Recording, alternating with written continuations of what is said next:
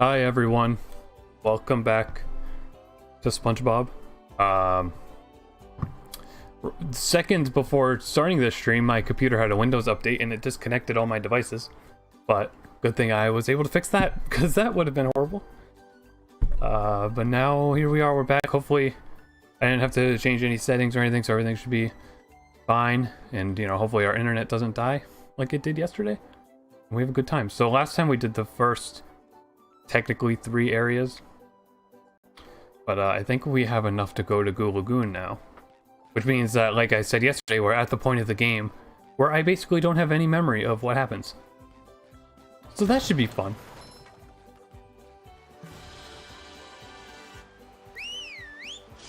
I also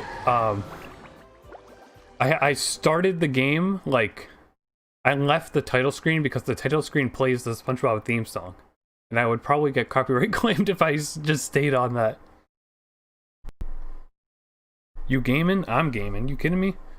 We're gaming with SpongeBob right now. There's no... Only true gamers play SpongeBob Battle for Bikini Bottom Rehydrated. You can't read the sign texture and load. Beach of sludge at the bottom of the sea. But all is not well here on Paradise. This song's pretty good. I feel like really, like the sort of the main theme in this game and the Jellyfish Shields song are like the most iconic ones from this game.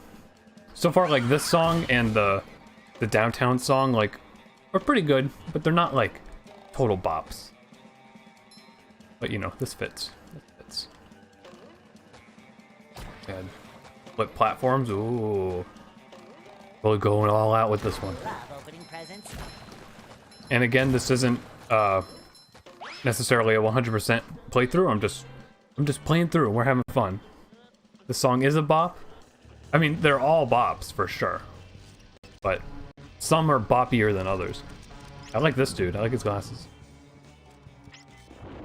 Yeah, I like this guy's pants. He happens to be like one of the few characters in SpongeBob that is wearing pants.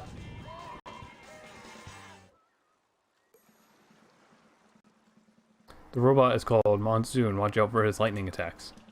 But hello everyone. How's everyone doing? We doing good? We got some questions. What are we saying? Someone said the multiplayer mode was one of the worst multiplayer modes you ever played. Well, I played the multiplayer for maybe like 5 minutes with my brother earlier, and it definitely seemed very like bland. But I think it's cute that they did it at all. I like the idea that you have different playable characters in it, and it has online multiplayer. Like, there's a lot of games that don't have online multiplayer. I'm surprised SpongeBob Battle for Bikini Bottom has it.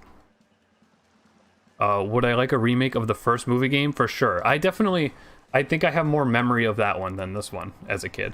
Well, you do look a little red. Although it's much like this game, as a kid, like as a kid, like 6 years old. Barnacles. That darn robot. I didn't make it far any of these games. Like the only old-timey SpongeBob game I made good amount of, like, completed basically. I completed the whole thing, was Creature from the Krusty Krab. The like most iconic ones being this and the movie game. Like I have memories of them, but I never got through all of them. So I would love to have that one again too. I just think it would seem weird to remake the movie game because the movie's old. And like this game, it makes more sense to remake because it's a totally standalone thing. But I could see with big success with this game, they could try to remake the other ones. Without sunscreen, that sun is way too hot. And everywhere on animation news sites, I've seen talk of white actors stepping down as voices of people of color characters in shows like Big Mouth, Family Guy, and Simpsons. Yeah, I was seeing that too. I think that's a pretty good. That's a good step in the right direction for sure. SpongeBob, maybe you can use those sun reflectors to point the sun's rays on that robot. If you hit one of the buttons on the side of a lifeguard tower, the reflector will turn. Connect all the towers and the light will shoot right out of the big reflector on the island. Then all you have to do is swim out to the island and turn the big reflector onto the robot. I'll stay here and protect the babes. Good job, Larry. But I can't swim. I'm gonna assume that he's not talking about like babes. He's actually just talking about his muscles. He calls his muscles babes. Disney Channel is shutting down around the world? I didn't hear that. That's interesting.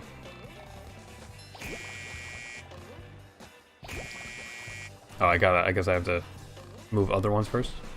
I don't know why the beach has to have such a complicated reflector system, but this is a video game. Okay.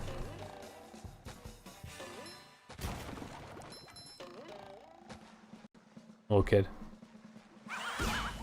He stops being scared when the rubble goes away. It's like, what a cute detail. That doesn't need to be there, but is. Something I remember always, like, I could never confirm if it was true or not. Because how am I supposed to confirm? I'm not from Japan. But I remember people would always post stuff, like, showing, like, some animes playing on Japanese Disney Channel. And I would assume that they do that. But I could never find any proof of, like, the specific shows that they would. But, you know, it's always interesting to think of how channels everywhere are totally different. It shines. I mean, you guys, I think in Malaysia, their Disney Channel has, like, original series that are, like, produced in Malaysia, but they have, like, the same exact plots as shows from the Western Disney channels. Like, I remember specifically there's the Wizards of Waverly Place one, but I'm pretty sure there was another thing as well. And that same thing happened with Blue's Clues. That's like a trivia thing people like talking about, is that in mostly every country, Blue's Clues had a different host. I don't know if they would have the same, like, episodes and just have different live action characters, but I know recently, because PSI Blue Scout sent it, I think, right? You did? They discovered, or I guess discovered is the right word, they found a supposedly lost episode of the Korean version of Blue's Clues. The Korean one was lost, yeah. There was definitely, like, a screenshot of it for a while, but now we got an episode.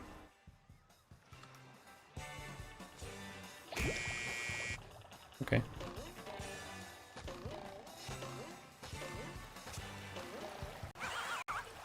Are you worried about people coming after you for liking shows everyone else hates? I mean, no. It's certainly, like, it doesn't make me happy when people are, like, angry for me saying something, but, you know, everybody can have their own opinions, and I think, you know, a lot of it is just a matter of people not giving stuff a chance. You know, I'm sure a lot of people, like, rant and rave about certain shows, but then they never actually watch them. They just hear other people rant and rave about them, so they just get on with it. Oh no!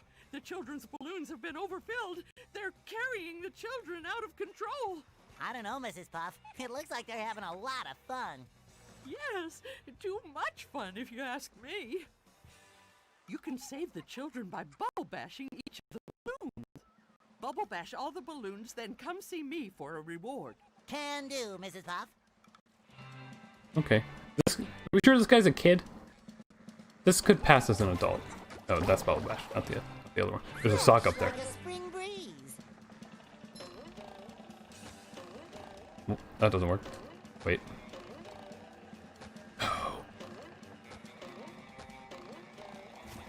No, they thought of everything. You slide right off of it. I'm sure there's a different way to get to it. Can't go through there. And again, like I said, we're at the point of the game where I never experienced it, so we'll see how long some of this stuff takes me to realize. Nothing down there. Nothing special down there. I guess this is just here to help me reach that. Or... oh, maybe if I'm able to switch to Sandy at some point, I could do that. Whoa! Done drawing Foxy? That's good. I mean, I guess I always forget to say it, but if you guys end up sitting back and, like, drawing some stuff while you're watching, or you drew some stuff relatively recently, you can send it to me, preferably on Twitter, and I'll show it at the end of the stream. I like that you can do that. You could do that bash attack while in the air like that. Like, all the movement here is really, really nice and, like, seamless. it's pretty like basic. Like there's not really strong physics like say like a Mario game has, but having it be like this makes it really accessible. Oh, now I can reach that sock. Ta-da. And I can reach this. And we got a trophy. Oh, here's a character. Was there another character swapping area somewhere else and I just missed it? I assume that's the only swaps with Patrick. Yeah, alright. Why are most modern animated films and shows getting hate dumps to one extent or another? Just because that's how it works, you know. If something's easy to hate on, then the hate gets more attention than the people who like it. And it's annoying, but you know, at the end of the day, just like what you like. Pretty sparkly thingy. I like this dude. I'm assuming he bounces. That's a little rude, but if it works. There's balloons, I guess just all that way brings me to balloons, so I guess I should be SpongeBob again. Because Patrick doesn't have a... Oh, you just barely can make that. Patrick doesn't have a bubble thing right now. These volleyball nets remind me of Lights, Camera, Pants, which is another SpongeBob game, which was a minigame collection. That the minigames were always themed after like areas. So I remember playing like the Goo Lagoon themes ones a lot. And SpongeBob can't swim, keeping up with continuity to an extent, right? Did SpongeBob ever just learn to swim, or did they ever just like kind of forget that that was part of his character? Am I gonna fall in the water? It was worth it!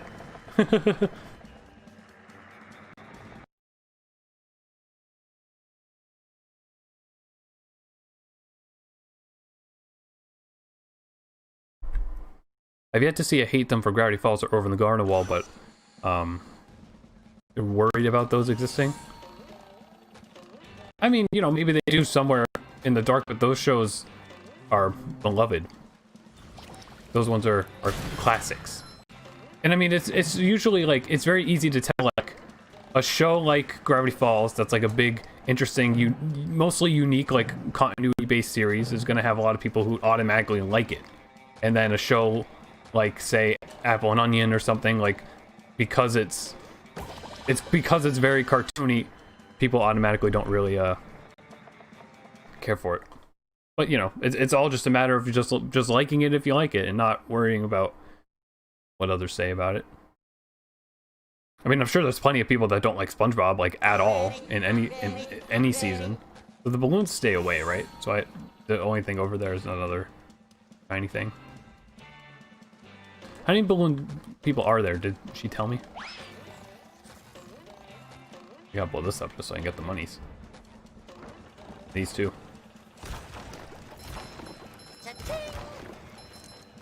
Bro, they're underwater, how can they not swim? I mean, you know, great point. But I mean, you know, they have like fires underwater a lot too.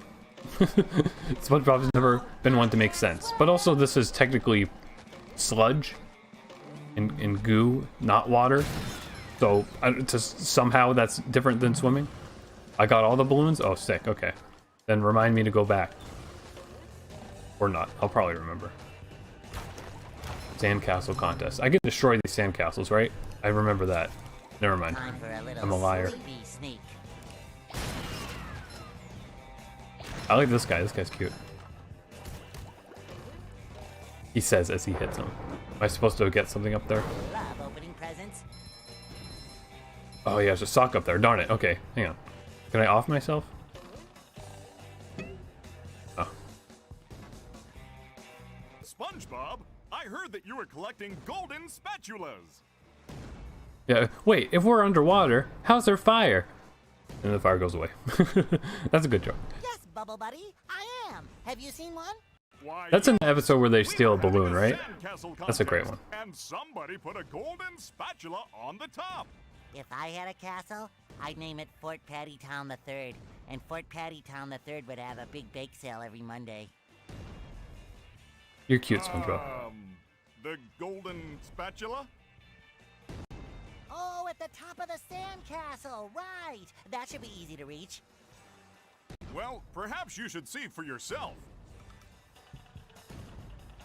You love the logic of the show. There's fire underwater. SpongeBob can't swim. Yeah, there's also a talking bubble person. You know, like why not? I mean, for as little as humanity knows about the ocean, there could easily be talking bubble people. Yeah, that gate sound effect, still very loud. Must get to. I like that they're like, what can we make as an obstacle in this level? Oh, the water's rising, by the way. Oops. And then they make dragon floaties that breathe fire. Again, something that totally makes sense. I didn't realize that that was happening, but now the crates from earlier should respawn and I can get the sock that I missed. I'll bring me pretty far back though. Another fun fact, if you constantly ground pound on NPC, they'll shrink. That's odd. That's cool. I'm sure like people have cracked this game wide open. I've already seen like goofy mods and everything. Like, it's wonderful. I'm so glad everybody likes this game, because it certainly deserves to be liked and does not deserve to be a 2 out of 10 game. So I just have to climb these but not touch the explosive one. Or no. I guess I just can't go near it because I definitely did touch it there. Like a new sponge. Try that again later.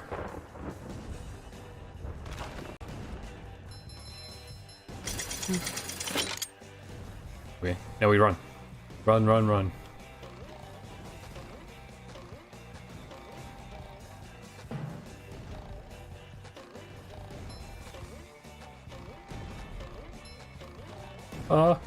What the heck was that in front of the camera for like 1 second?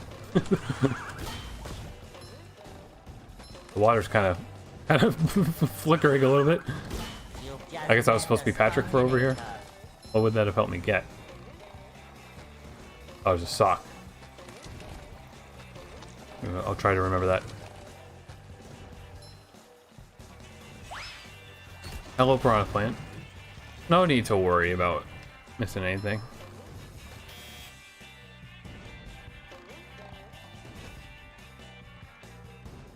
Oh, this way.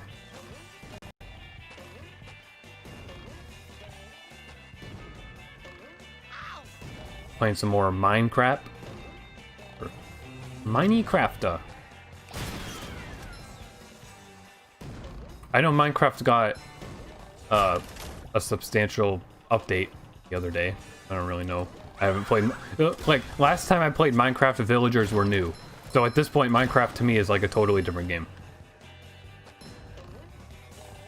But, my brother and I were talking about too, sort of like just sort of looking at the no. Oh.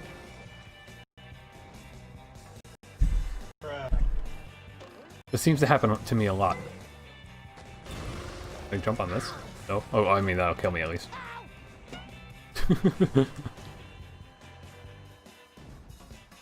My brother and I were talking about like the Minecraft Dungeons game a little bit ago. Neither of us have gotten that or played that, but it seemed like that blew up. I mean, it's probably still very popular, but particularly like the week it came out, everybody on Earth seemed to have been playing that. And I'm like interested to see what is up with that. I'm realizing now, though, technically, the most recent Minecraft thing I played was Minecraft Story Mode, which is pretty enjoyable. I never played the second season of it though, but I'll get around to it because Telltale Games, before you know, before they disappeared. I've tried my best to play like every single one of their games, and I think, in terms of like their recent games, anyways, the only ones I haven't played are Batman Season 2 and Minecraft Story Mode Season 2. And I'm pretty sure I played it. Oh no, I still haven't played Guardians of the Galaxy. I got like halfway through the Telltale Guardians of the Galaxy game and then never finished it. Because it's not that good. Although, Jeremy Shada, been the Human's voice actor, he's in the Guardians of the Galaxy Telltale game. He plays Star-Lord as a kid. So that made me happy to hear. He's also in Voltron, and I didn't know that until like a week before Voltron was ending. Have you thought just because something is animated doesn't mean it's cartoon? Like, not everything that's animated functions on cartoon logic? Yeah, for sure. Like, you know, like that's a big thing about anime that makes me super enjoy it, is that Hello, Gary. What's new? aside from maybe having some fantasy elements, like most of the time, and like exaggerated comedy, most of the time it is just very realistic, like sort of something like Your Name or Garden of Words and stuff. Like those are very, very realistic things, but they make reality and everything so much more beautiful because it's all drawn. So, you know, it's not like technically what you would think of as a cartoon, but it's still animated and is still very worthy of being animated. How about the Jurassic Park game? I think I own that because I got it from a bundle, but I didn't play that one either. But I don't know if I just meant like post Walking Dead game as modern. But I did play like the Homestar Runner game and the Sam & Max games too before they became super popular for making the Walking Dead game. Spongegar's in this cave. Yeah,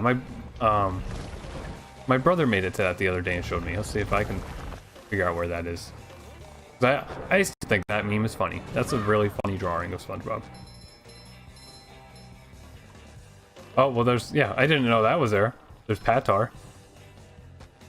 Or I guess, is that technically Patar, or is that like a different Patrick relative? It looks like I gotta do that first. Also, I put Unity as one of the characters in Dog Run with YouTube. Perfect, thank you. I'm glad to see so many people enjoy the Unity / Digipal video. Because that was a lot of work from the 3 people involved. Sometimes pushing a simple button is the most satisfying. Push, push, push, push. Push, push, push, push. We need like a counter for how many times he says that. That was probably the 3rd time.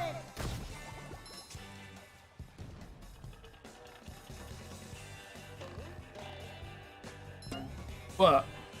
Oh no. Oh, there's the meme. Japan tends to take animation more seriously than the US. Yeah. I think I mentioned this before, but in my 2nd year of college in my English class, we had to write a research paper, and I wrote it about comparing anime to Western animation. And I always intended to turn it into a video, but I was also a little concerned because a lot of the examples I used were like major spoilers for shows, so I'd probably like kind of omit that stuff and edit it around a little bit.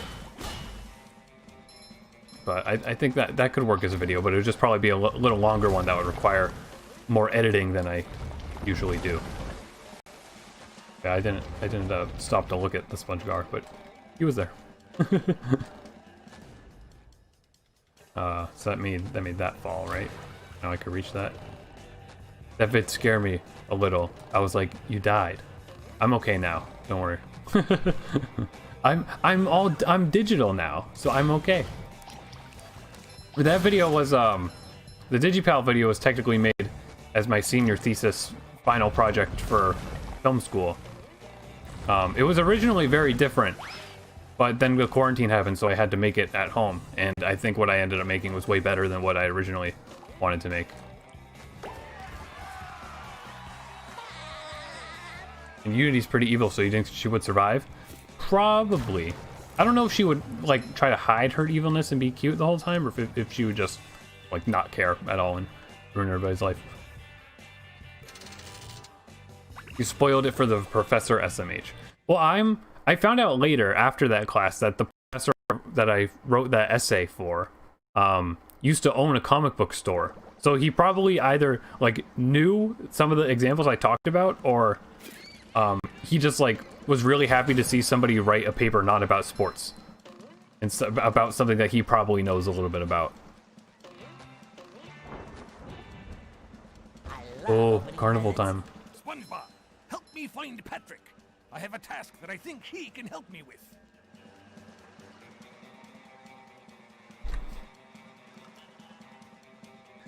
All right, Patrick time. Or Sandy. I want to be Sandy again. Sorry, lad, but the carnival is closed. A pesky robot has taken over me ticket booth. And worse, Me money. You watched the stop motion movie I made after? Yeah, sure thing. If you help me get rid of that no-good robot, I'll give you a big reward.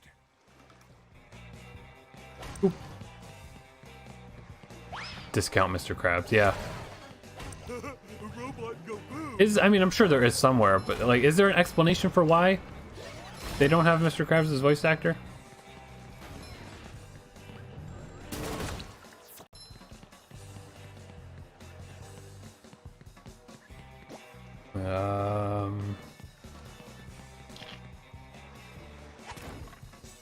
It just explodes. Okay. Patrick seems very calm to be standing on this breaking platform. Unity would probably hide evil when required, but when not required, they would be as evil they effing want. Yeah. Very like, I mean, definitely even just the fact that I wrote Unity to be like, both this background music is really loud. The fact, like the whole sort of dynamic in that video of like Unity being very cute but actually being creepy and evil, like that's definitely something that spawned from Danganronpa in some way. I think the problem with reboots on old cartoons is that all the kids that knew and watched those shows are now teenagers and probably don't want to watch cartoons anymore, so they're trying to rely on a new demographic. Yeah, for sure. Like, if you think of like, well, maybe it's an extreme example because it's a weird, but like the new Thundercats, like they turned it into a very kid-oriented thing rather than turning it into like what the two other versions of Thundercats were. Oh, I gotta throw the watermelon. Yeet. Oh boy. Oh boy. Oh, this car. This is pretty loud. A review I watched said he was apparently busy recording for Jack 2. Oh. I did not know he was in Jack 2. I also know like next to nothing about that whole series.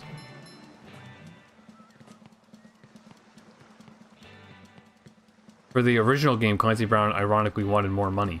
Well, at least he stayed in character. You know Clancy Brown's in Detroit Become Human? He plays one of the main characters in that. He's Hank in that game. Oh, teacup time. This is a very bright pink. Oh, you can't stand on it. That makes sense. Anything here though, or just... Is this just cute? No, there's a path over here. Whee!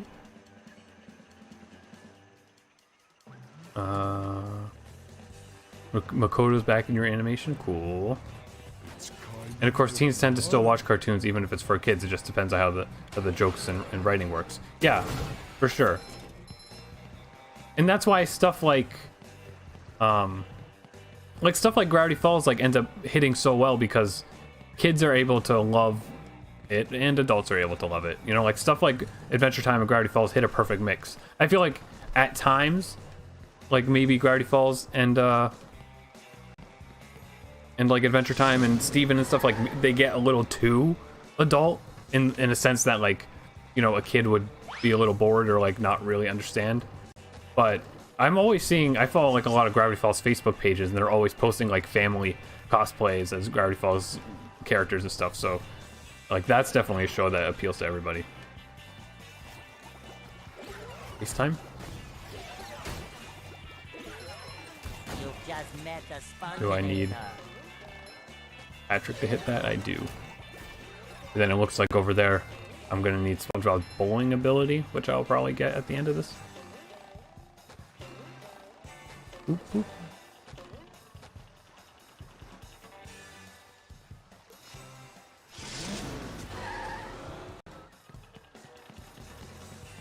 Right now I have the vague idea to rewatch Gravity Falls and then make like a video of me discussing every single episode because, you know, it's not that long of a show. That's probably something that'll happen in the future. Yeet! Ah.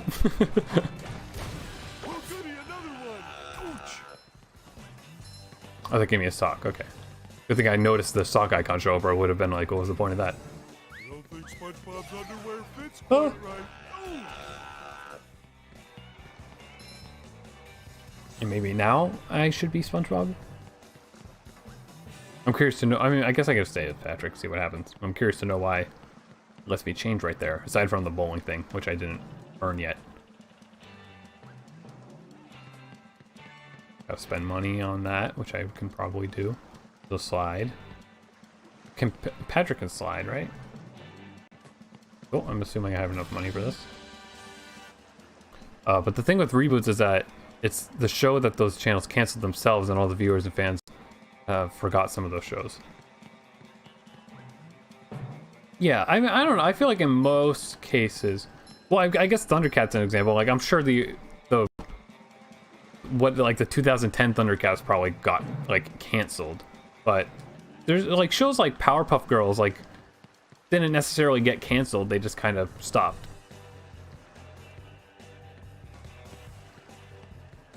Did I fall or did I make progress? I was reading the chat. Whoa.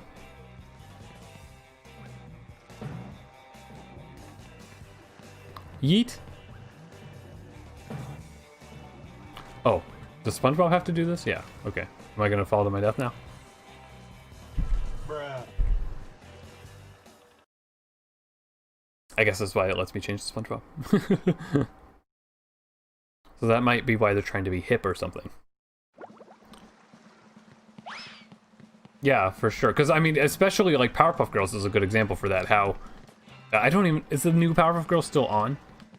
But, like, the big complaint about that is how full of memes and just, like, kind of really awkward humor and stuff that the original series never did.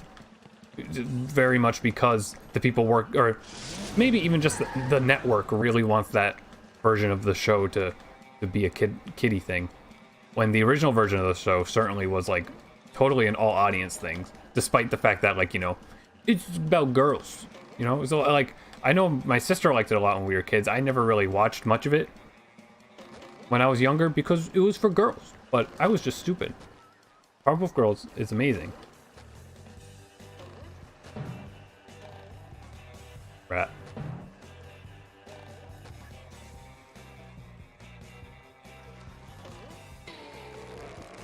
What do we got? Oh, a spatula, sweet. That's a pretty easy to get one. Oh, don't fall backwards, SpongeBob. How many have I gotten in this level now? I mean, where does this go? Does this just put me back down? Gonna bring me somewhere? It's just kind of descending. This is a little disorienting. Yeah, it just brings me back down. All right. I guess that's a fun way to bring me back down.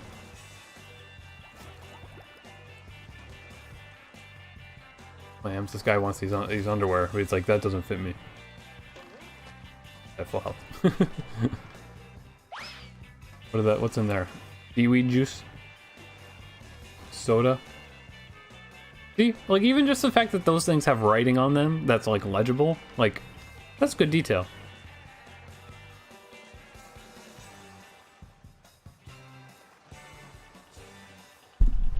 Oh, I hit my desk, sorry. On that subject, I think anime was inspired by Disney, so it's kind of ironic. Yeah, for sure. Like, that, like, the very, very, like, early manga anime stuff, like, at least that I particularly talked about in that essay I wrote was, like, Astro Boy and all that stuff. And, like, even though it was all inspired by Disney, like, just seeing animated characters and wanting to make animated cartoons, it's like... Even Astro Boy, like, Astro Boy is is like a robot clone of the professor's deceased son. Like, right off the bat, they were just going and making things a little more mature than Disney had them.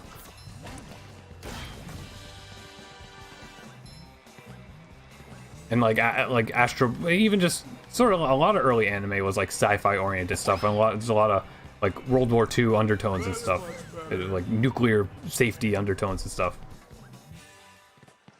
And that's usually stuff that Disney sort of strayed away from doing, or just did in like painfully obvious for kids ways.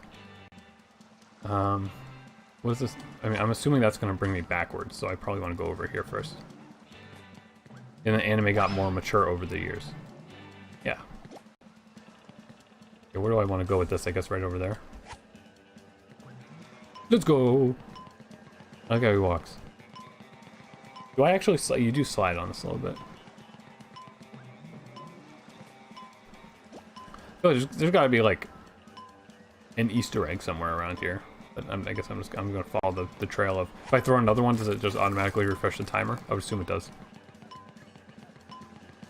There was the whole Kimba versus Lion King stuff, despite the different stories. Yeah, I don't know too much about that whole situation, and I haven't seen Kimba yet, but I see Kimba a lot like referenced in anime. Like I'm pretty sure the anime Shirobaku, I think it was in that show, because that show's all about animation, basically. There was like one of the characters was like super inspired by seeing Kimba as a kid, but like they like made like a copyright distinct version of Kimba to use in the show, but it was very obviously supposed to be that. I can go back over there, but I think still might be a few other things to check out here.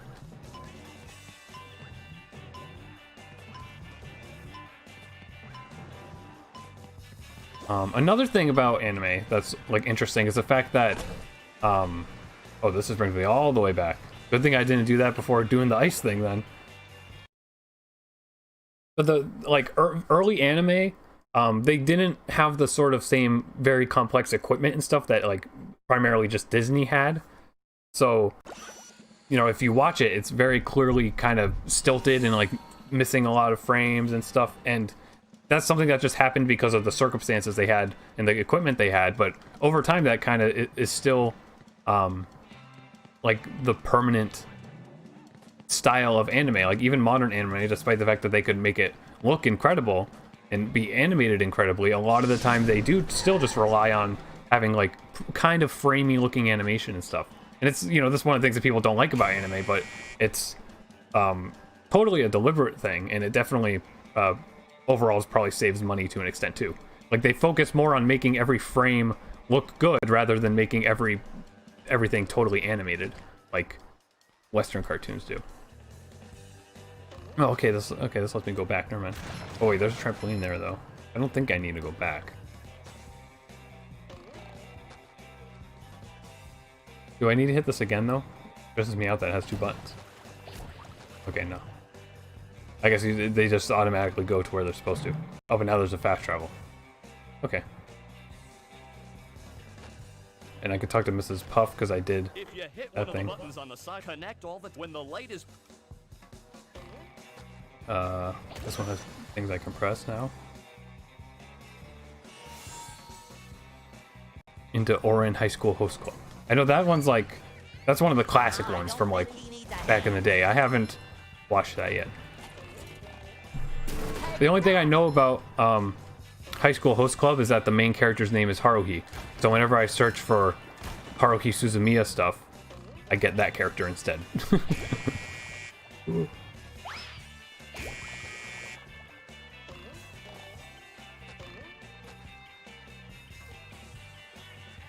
Oh, I didn't go over here.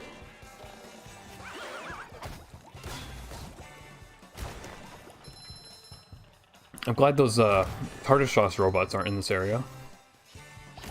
Those guys are annoying. Some people say SpongeBob was inspired by Ren and Stimpy. Possibly. I know for sure that SpongeBob was like based on a comic book character that Hillenburg made for I think like an aquarium like magazine or something. But I'm sure I mean he worked on Rocco, right? Prior to being on SpongeBob, so I'm sure, like, to a degree, everything that came out of Nickelodeon was inspired by how insane Ren and Stimpy was. Because that's what made Nickelodeon stand out, like, when it started having original content, was the fact that the first piece of original content they had, Ren and Stimpy, was so insane and different from any other TV cartoon at the time. Oh, it wants me to be Patrick for this. Okay, so I can go back over there then. When's the stream done? Probably 9 o'clock. Maybe like, you know, like slightly after 9 o'clock, but like at that would be around the time that I'd start checking out some of the stuff you guys made. There's a bus stop here, right? Yeah. So again, if you guys work on any drawings or short little things you want to show off, I'd be happy to show them at the end of the stream. You could send them to me on Twitter or just tell me where it is on your YouTube channel, I guess, and I can find it whatever way I can.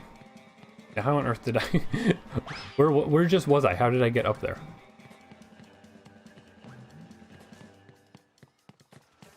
This way? Well... Probably 6 for me. Well, 9 Eastern time. So basically in another hour. Slightly more than another hour. But the thing is, John K is infamous for being a terrible influence on animation. Well, he is a horrible person, but, you know, like, Ren and Stimpy came from his head, but dozens of other, like, it takes more than just one person to make a show. So, you know, even if John K is horrible, it doesn't totally deter Ren and Stimpy from being something that you can't try to enjoy, and certainly, like, still manage to be iconic and influence a lot of things. How many of these do I have to carry?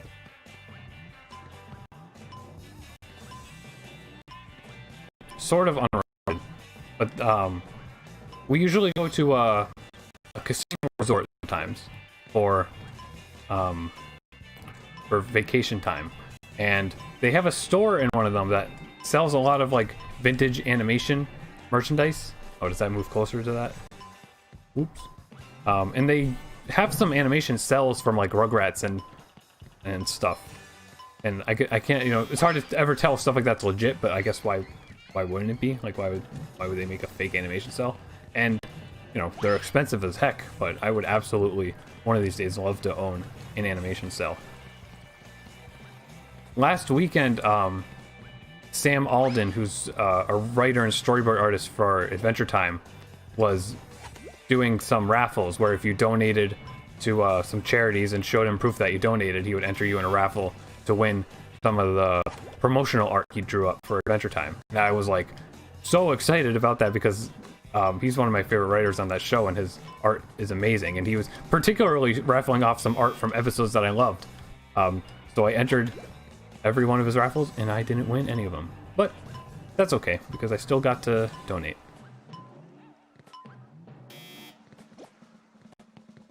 But I would, you know, I'd be absolutely going bonkers if I won any of them.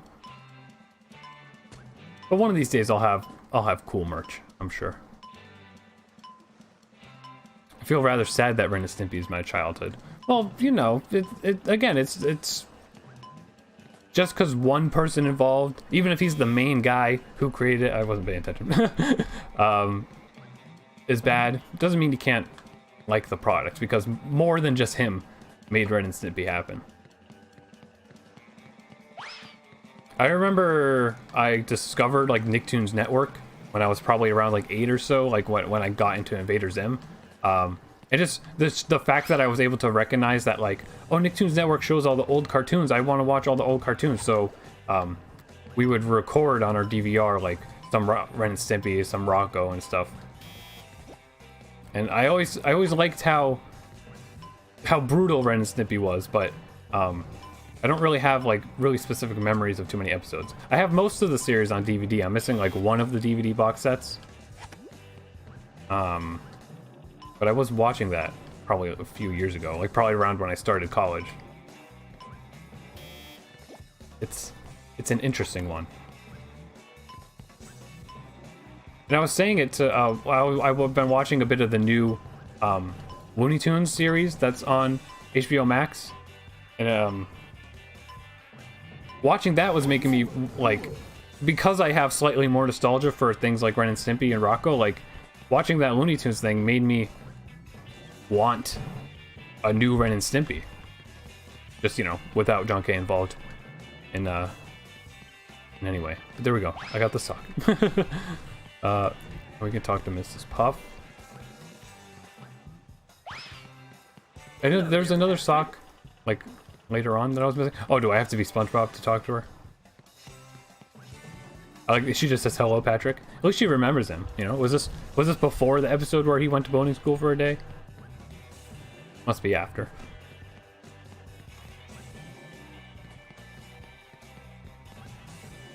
Why did an adult party cartoon need to exist? because they wanted to like, they wanted to have something to make people watch whatever channel that was on. I think that was on Spike, right? I don't know if Spike's even still a channel, but you know, they wanted something worth to move people over to that channel, and they made something terrible. I think I have like a very vague memory of watching an adult party cartoon episode because I just looked up Ren and Stimpy on YouTube and it showed up. It wasn't like a particularly disgusting one because it didn't mentally scar me basically, but I definitely saw at least one episode of that season at some point, but I don't really remember any of it, and I really don't. You know, unless I was gonna like make a video about how much of a disaster it is, I don't really have much of an incentive to watch it.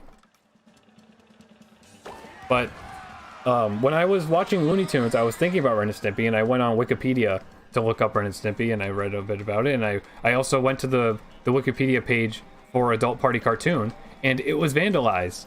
And somebody wrote somebody just wrote like a bunch of meme stuff on the page. Like they wrote about some totally made up meme show that featured like Mama Luigi and stuff. But then I checked the next day and it was gone. But it was very interesting that the day I decided to look up that really specific series, the wiki page was vandalized.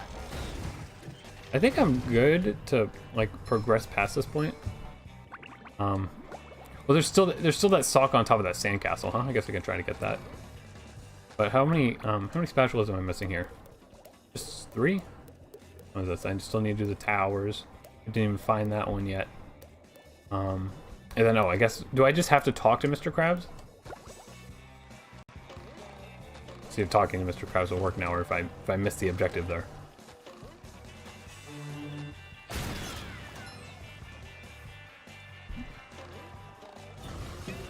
Wow. No!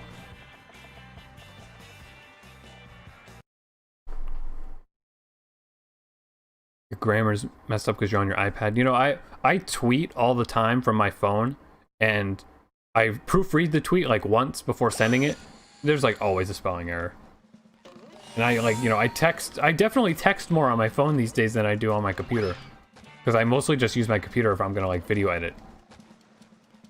Because even more recently, some of my videos haven't really had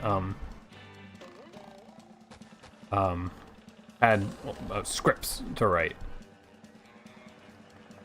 So I've totally been using my phone a lot, and I'm totally always messing up words. Yeah, Frog Plant, I can still see you. Whoop.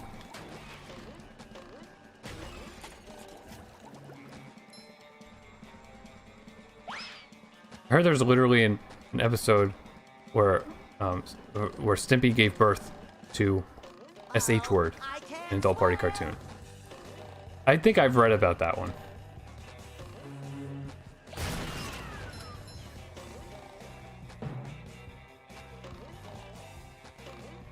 Thank the Lord. I like how you type that. Oop. Okay, let's not mess this up.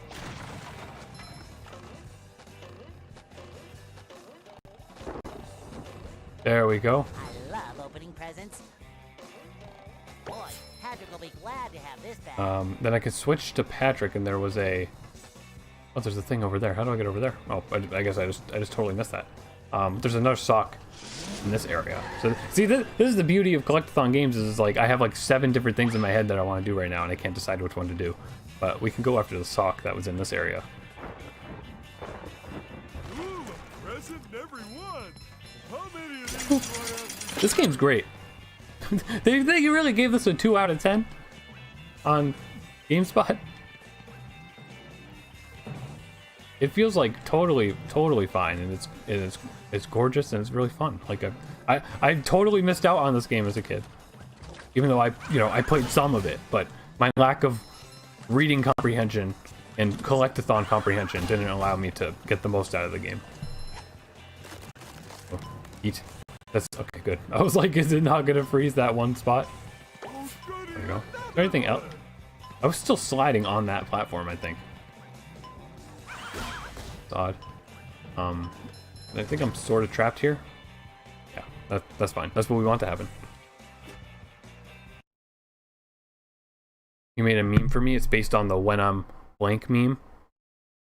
You know, that's interesting that you would do that, because I had to edit a demo reel, you know, to be all professional and stuff, so I had to like sort of make a flashy video featuring a few clips that I've filmed and animated and stuff, and I used it's basically a when I'm bored meme video, but with all my film clips and stuff.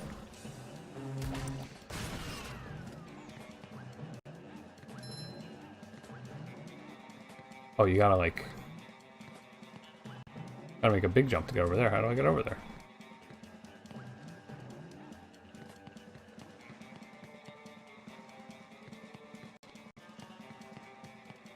Goose. 2 geese. There's been a weird... It might be a baby turkey, but I think it's some weird type of chicken. There's been some sort of weird bird walking around our neighborhood recently. We saw it like on 3 different occasions. We just saw it again today in our front yard.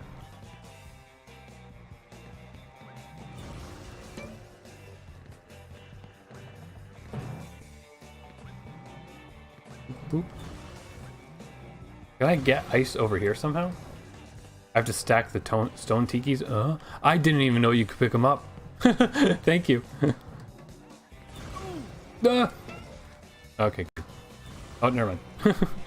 See, sometimes you bounce off the water, sometimes you die.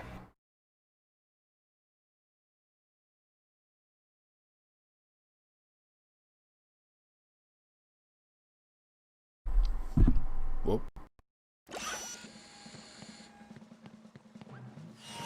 Look at all those chickens. Exactly, it's true.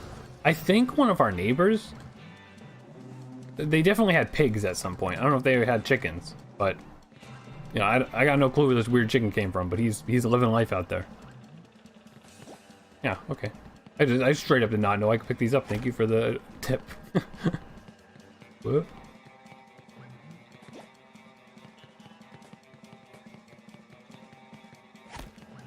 I need all 3, or can I make it with that? Okay. We're gonna end up running a little low on money, though.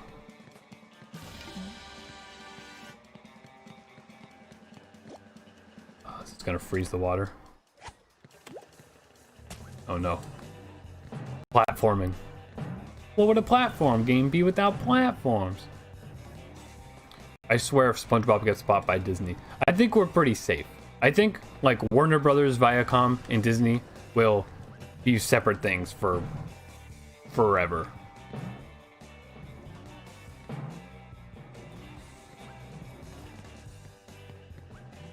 But that, you know, that would be a very bizarre future if that were to happen. Oh, there we go. That's the special.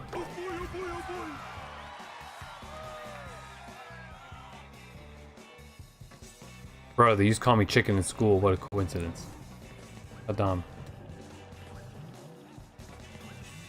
Should I explain that? My mom's side of the family is Armenian, and whenever something is sad, they say Hadam, which means something, but I don't know. They say it whenever they're sad. So now, me and my cousins are habitually saying that. I think I only got 2 more bachelors here, but it has been like an hour of just this world. I think I'm safe to we could just move on to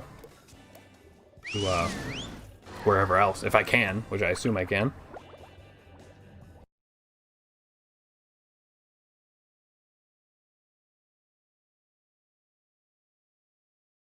Marvel already betrayed us and sided with Disney, so if SpongeBob does the same, I'm gonna scream. Well, I'm sure it probably won't happen.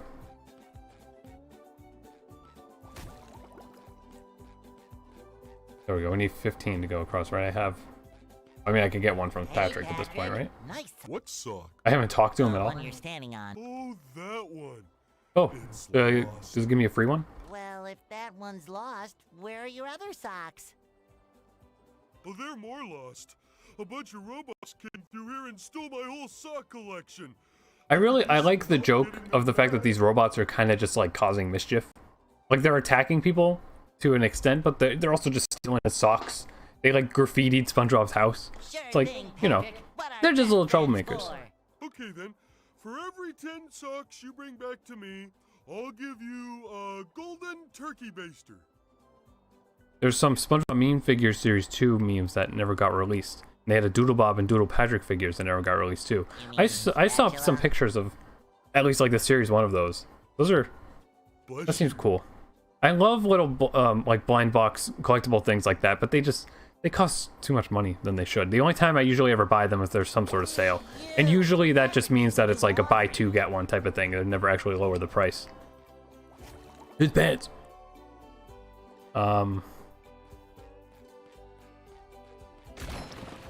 But I should talk to him again, right? Because I collected a bunch of socks at this point. But I know there was a series of Adventure Time of blind box figurines that had a lot of like, not quote obscure characters, like they had like Fern ones and Simon Petrikov one and stuff. And I always wanted to buy one of those. I'm pretty sure our local store still has some in stock, but they're like $13 for a mystery figurine. Now they're back I would home, rather safe where they not belong. pay that much for something that I don't know what it's going to be. Although this was like a few years ago now, but a comic book store near my house had some Invader Zim. Both they had tiny like bobblehead figurines and tiny keychain plushes as like blind box things, and I bought those despite the fact that they were probably like $15 because I never saw them before in my life, and like all of a sudden there's new Zim merch. And I bought two of the bobblehead figurines ones, and both of them were Gurr wearing his dog suit but with the mask off looking evil, and it's pretty cool and cute. But I got two of them from the two boxes that I bought. I got the same thing. And then I also the plush keychain one was also just an angry Gurr one, which is also cute. But it's like, what's with the Gurr stuff? I got enough Gurr stuff. How do I feel about autism portrayals in fiction? I mean, I guess I'm not the most educated on that topic. I can't really think of any shows that I know of that like very are deliberately portraying that, but I feel like that's probably one of those things that there needs to be more of, and more proper portrayals. Yes. I love the screenshot from the episode in the background. Nerves of steel and muscles of sand. And eyes of jelly. My Poseidon has been breached by a mighty foe whom you must vanquish. Look at these animations. Come on, Your Highness, bring it on. In this corner, defending the And Trapto was written as autistic? Well, she's good representation. She's like my favorite character of that show. And his challenger, a huge murderous robot shaped like a squirrel. Look, it's a giraffe. I think I need to get home to feed Gary. Look how good she looks. This is sick. Wait, now we're literally at the point of the game where this is the... Oh, okay, I see. That's gotta sting. I feel like I love a him little narrating this. I have to do this. Great Yeah. barrier reef. Oh, look at those particle effects. The Perfumo is written as trans, apparently. Oh. She's like the flower one, right?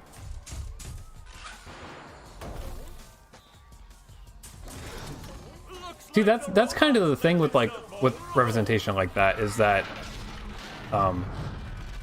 the best way to do it is to like just do it and not like try to be like, unless you're like it's an episode or things like deliberately trying to educate about topics like that. It makes so much more sense to just have the character be that way, because that's just how it is, and it's like that's it. Spling! The old clothesline move.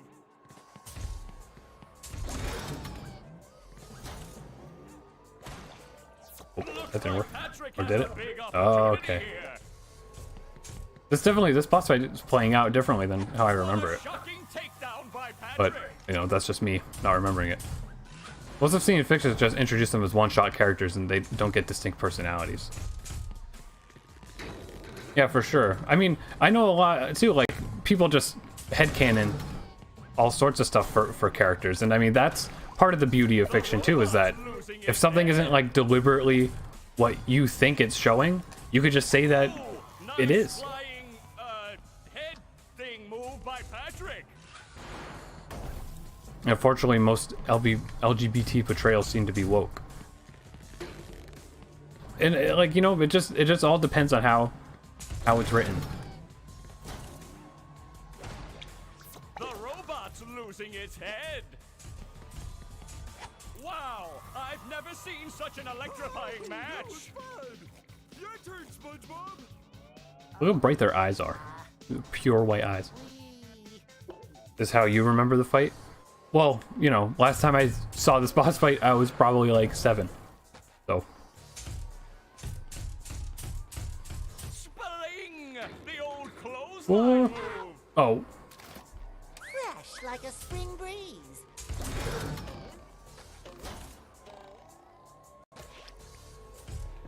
Oh. Oh, okay. Yeet. Oh, I got it. Remind me to like press the yeet button right at the when I do the final hit.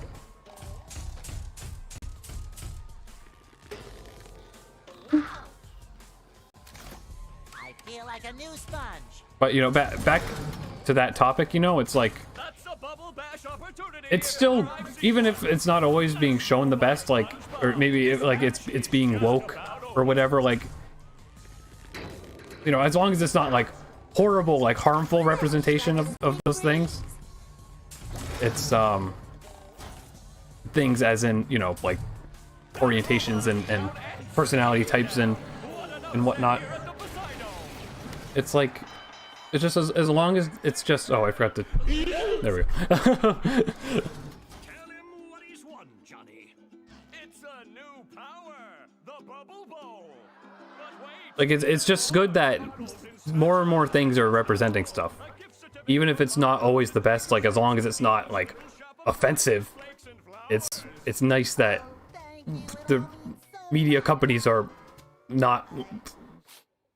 allowed to do it. Cry all you want, but not here. We just Because there's no reason why they shouldn't be allowed to do it.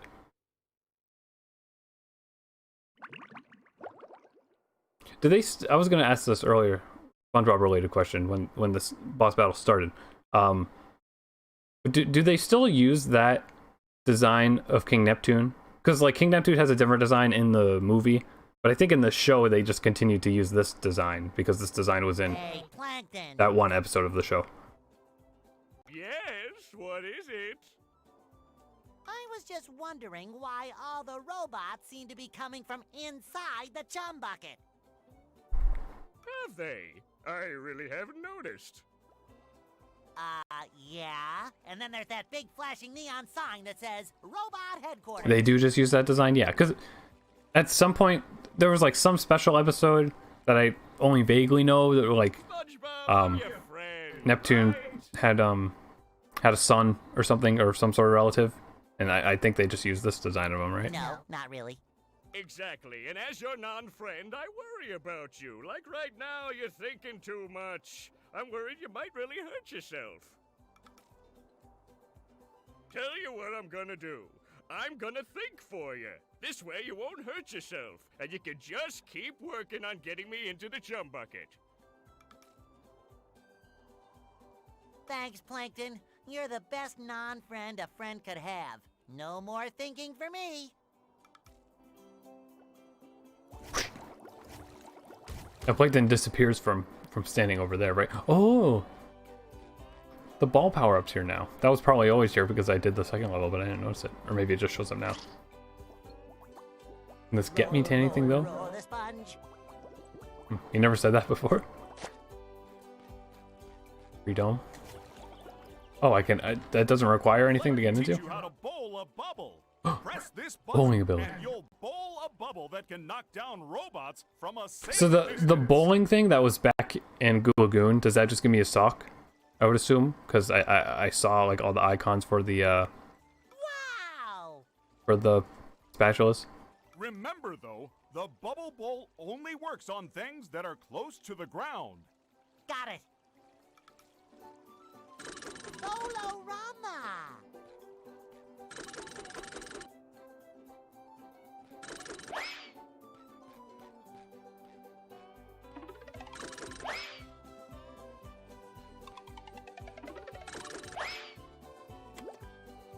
Oh. Do I remember this? I'll look in a second. Health upgrade. Sponge wearing 5 pairs of underwear. So Coming through. I feel are all like the a health new upgrades sponge. just in the hub area? Also, these are the platforms that are in the movie game, huh? It's like the movie game had like those challenge rooms, and they always had like these platforms. Oh, right.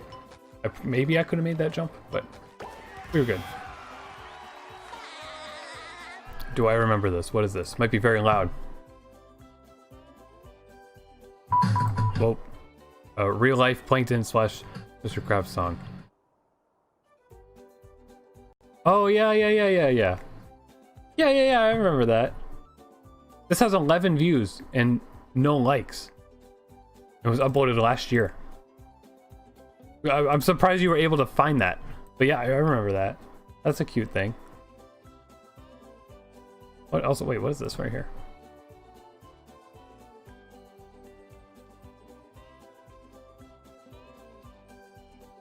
Okay, never mind. Anyways.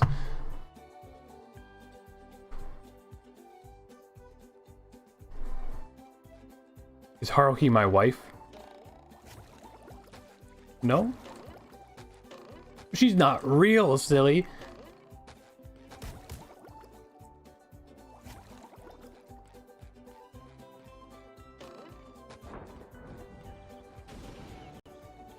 Yeah, I guess I go in here. I don't know, do I have enough specials to get, another level here? Sandy, your tree dome is leaking. Oh god. What a horrifying model. Them there robots busted up the glass, Spongebob. I got a treehouse chock full of robots and it's all your fault, so get in there and clean up your mess. What do you mean? Oh, it's just a battle thing? Oh, a timed battle thing though. Water would be nice. It shines. What the heck was that thing? That was a new enemy. A little ball dude. Ah. Just my size. Who's next? Ah, you. Ah! I didn't even realize I was low on health. Stop your... Oh, she gives dialogue? New dialogue if I'm dead?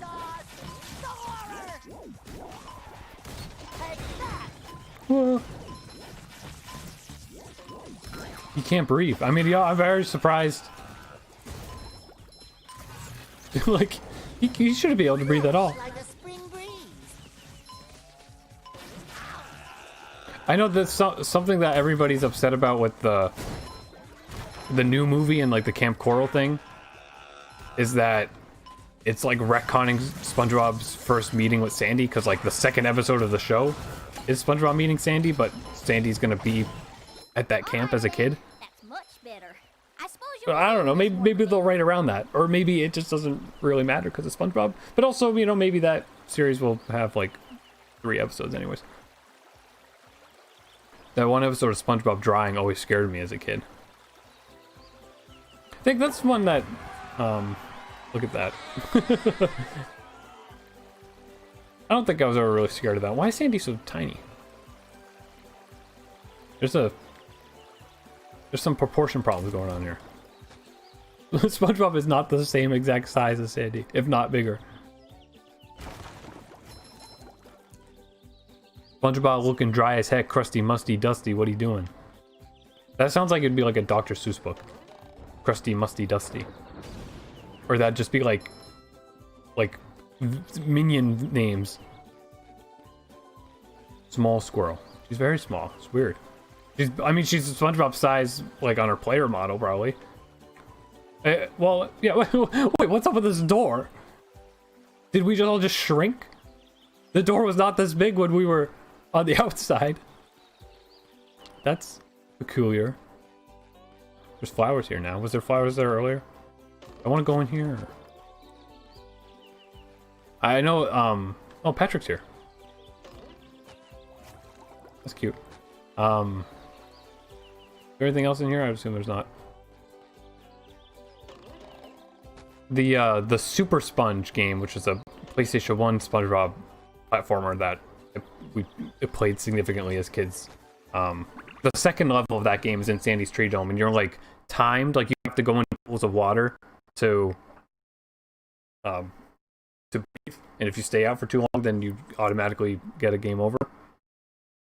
And you have to climb up her whole tree, and if you fall, you like actually fall and have to climb back up. So, as a kid, I always had somebody else do that level.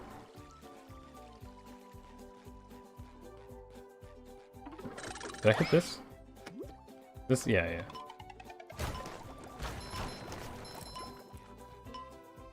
Or broken robots. How many specialists do I have right now? Does it tell me? I mean, I would assume I don't have 25. I have 25? I thought I only had like 20.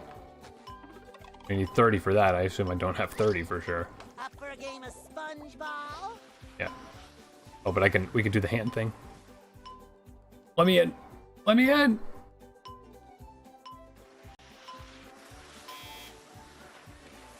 I think the second movie, it's because they were powered up by a space dolphin. Oh, yeah. Yeah, the not breathing underwater, you mean. Yeah. That movie's, like... I adore the fact that they just went off with that movie and made it as insanely cartoony as possible. I'm sure maybe some people don't like it because of the weird marketing with the superhero thing. Oh, I can go in here, right? This is where Merman and Barnacle Boy are. But I definitely like the first movie more because it's much more of a coherent movie. But the second movie is like a total fun, just insane cartoon trip. Hit me with a water ball. Hit me. It's the kind of thing where like they had like 7 different SpongeBob movie ideas and they all just put them into one movie because why not? Because it's SpongeBob, you could just do whatever. Yeah, we don't do that stuff anymore, kid. We're But yes, hi Snow. I mean, I noticed it was you, but I didn't say hi. Is that the TV repairman? No. Because it's almost like with the second movie, they took that opportunity of like this is probably the last time we're ever going to be able to make a 2D animated movie. Let's please do every insane 2D animation thing that we can do. And even if the movie's advertised because of the out of water CG stuff, we're still gonna have like 70,000% of the movie be 2D animation. Oh, are you sure he can't fix the TV? Mermaid Man, 'twould be my greatest honor to fix your television. Goody! Hey, Sponge Kid, you really want to help out? Oh boy, would I! Okay then, but lighten up a bit on the enthusiasm, huh? The old guy's going through the camera. Bowels act up. We've got a little problem with some robots down in the Mermalair. Are you sure you're up to this task? You just did the Mermalair? Wait, this is the point. I don't know if you're here when I said it, but like after the Sandy boss, we're at a point of the game where I literally have never seen any of it before. Because as a kid, I didn't understand how collectathons worked, so I wasn't ever able to make it too far in this game. Well, go over to the couch. But Snow, are you still playing it on the Switch? We'll meet you down Or there. did you end up getting the Steam version? Because I almost wish I got the Steam version because of the mods and stuff. I didn't realize that was going to be a thing. But I have it on PS4.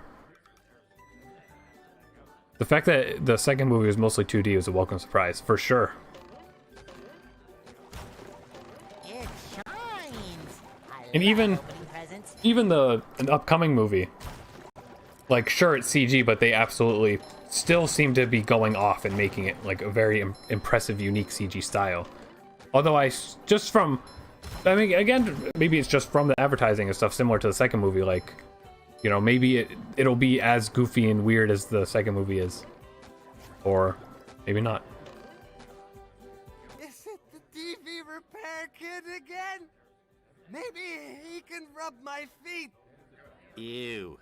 Kid, if I were you, I'd get going. Just on a Switch, I don't know if it was patched, but it feels a lot better for some reason. Yeah, I know, there was... Hold to skip? What do you mean hold to skip? Oh, I guess there's a cookie in here.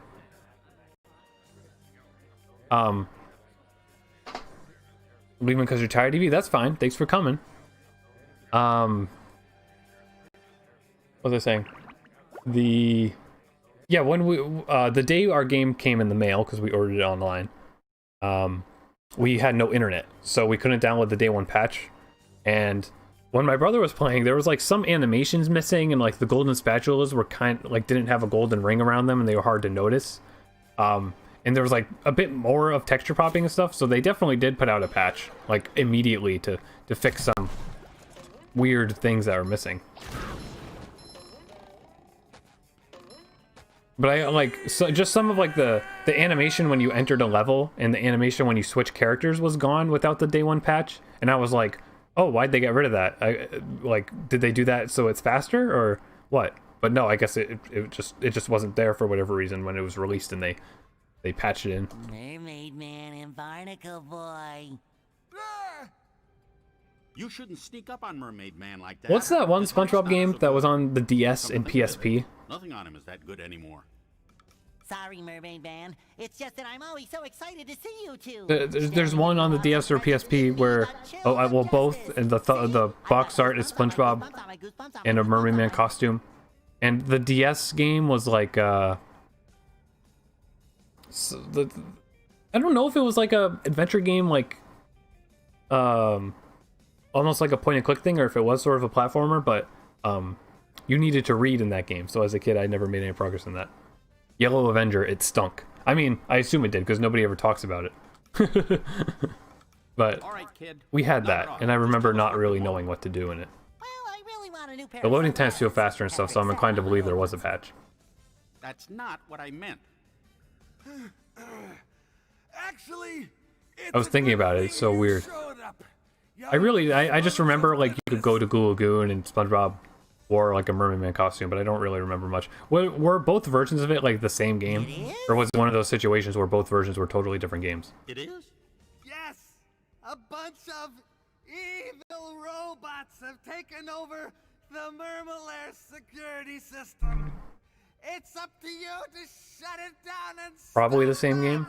Yeah, probably. Just the DS would have the touchscreen to probably show a map or items or something. Why him? I mean, I had the DS version, but I just vaguely remember like it was side scrolling and like that's sort of it. Because it's Thursday and we have a whole bunch of doctor's appointments. Ah, fish sticks. I forgot.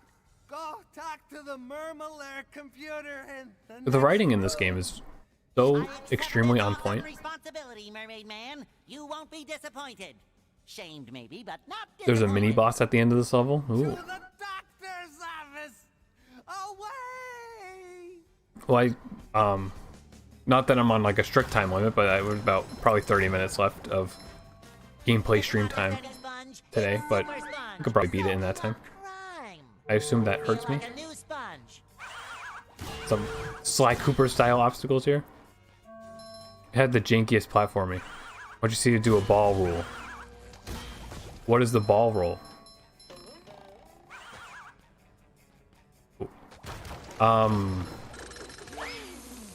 Eat. There's nothing like the smell of bubbles in the morning. Oh, I assume I have to be further back. Victory. How far back does this go? Oh, this platform's to bring me up. I had this game actually, Battle for Bikini Bottom. We had the Game Boy Advance version, and I remember not really ever trying to. I remember, you know, that was one of those games that, I mean, do I really have to hit that? Does that give me a sock or something? Or is that just there? That was one of the Game Boy games that had a password system rather than actually saving your file. And I would just randomly type in random passwords and they would usually work. No!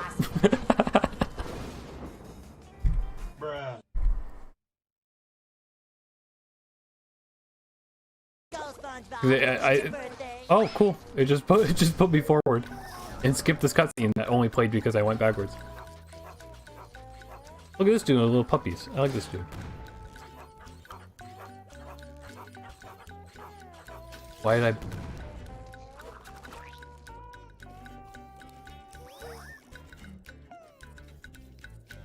Okay. The infamous ballroom, I'll know when it happens. Oh boy. Is it like the, What's the Super Mario Sunshine thing? The Phoenix or whatever?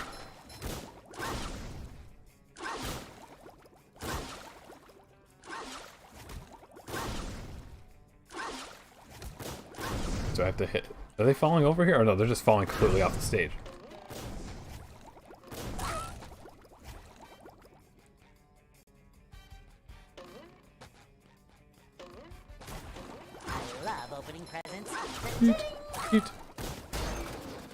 Oh, multicolored ones. Are these guys bombs? Yes. It's the part that made this guy give the game 2 out of 10.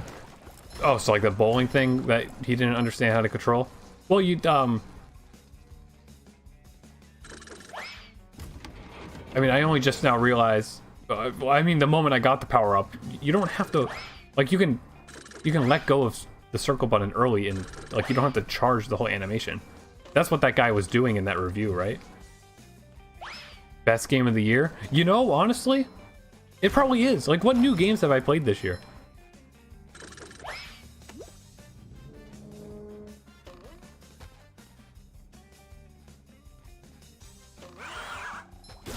I feel like this is the first like recently released game that I've played in a while.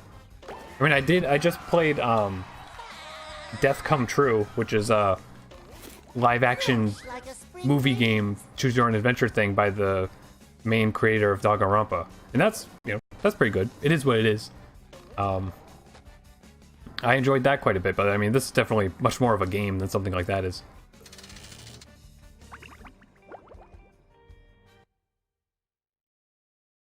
And I do think seriously, this is like the only one of the only games from this year that I've been playing.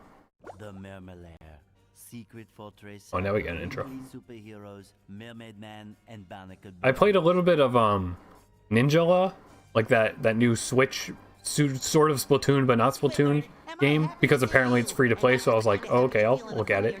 And I was like jarred by how adorable and like polished it all seems, but the gameplay seems like it does not do a good job of teaching you how the main mechanics really work. Like, I had to read the manual. I never have to do that. And it seems like pretty like basic, but I don't know. I mean, it's free to play and it's very cute. Updated with the Mermalair computer. But since you're here now, I'll let you do it. It's right over there. Oh, look at this place. I mean, please. Would it kill them to lay down a few throw rugs? Yeah, we'll show off art once we're done. I mean, I would assume probably just right when we're done with this world.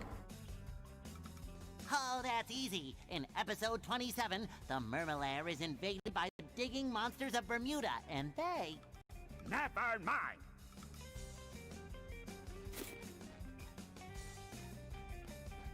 Why is this here? Oh, Patrick, what? Oh, Patrick somewhere. We'll get to that. When does it end though? How many more minutes? I mean, I would assume probably in about 30 minutes. It's hard to have specific time frames when you're playing a game, but I was assuming I usually always try to end at 9 o'clock my time. You most of the time things work out and basically end at that point, but we shall see. In the police station, you could read descriptions of the robots. Oh, I think I forgot to try to go in there because I got distracted by the bowling thing next to it. All you have to do is pick up a throw fruit and throw it into each of those funnel machines. I think now the only difference in the Switch version is a halved frame rate and lower graphic settings. I mean, yeah, that's just sort of... I think it's kind of I mean, I'm sure it's totally playable, but having the frame rate be lower is like I only recently started to care about that, but basically because I got a new computer recently and now I'm able to play things at good frame rates like that, like you know, 60. It's noticeable to me when things are at 30. Like Kirby Star Allies was the first time I ever noticed like this seems weird, and then I was like, oh, it's because the frame rate's locked at a lower thing. And you know, it doesn't really matter that much if you're still able to play. I mean, when I first played Hat in Time, I played it on my old laptop. It was definitely like 20 frames per second on the lowest graphics settings the whole game, and I still played it because it was that fun of a game. We're gonna need a lot more power to activate the hydroacoustic Doppler modulator. Do you think you can handle But also this? now too, I'm I like getting stuff on PS4 because it's very seamless to use the capture card on the PlayStation 4, and I like getting trophies. I wish Nintendo would implement an achievement system because it's just, you know, it's like a mostly meaningless thing, but I've recently been into it, and I'll definitely probably end up getting the platinum trophy for this game, and that would be like my 3rd or 4th platinum trophy. If you throw something at the cylinders, it'll Meaning, you know, I get all the trophies for the game. turn all 8 cylinders around to the power side, and I'll give you a reward. Sorry, what was that? I was watching Squidward. Just start. Squidward's all the way over there, Patrick. Like it's probably blasphemous, but I was going for oh no, this is a puzzle. Watermelon's still here. I was going for a platinum trophy in Death Stranding just because I found that game to be like a nice sit back, turn on like a podcast or a YouTube video and just deliver fictional packages. Oh boy, we're gonna be here a while. So I'm like, you know, that game takes like way too long. Like there's a lot of really arbitrary stuff in Death Stranding that like just forces the gameplay to be longer. We call that padding, right? So I was like pretty darn close to actually getting the platinum in that, but I ended up procrastinating. Let's reset. Let's actually like use my brain now that I sort of understand what's happening here. I've played Professor Layton and I can maybe figure this out. So it turns 3 of them. I mean, yeah. I was like, it's not that easy, right? There's not an even number of them. Yeet. Yeah, Foxy, you can send the art whenever. It's just all we pull it up at the end. So wait, when you okay. Hang on. Okay. Basically, we're just gonna just throw things randomly.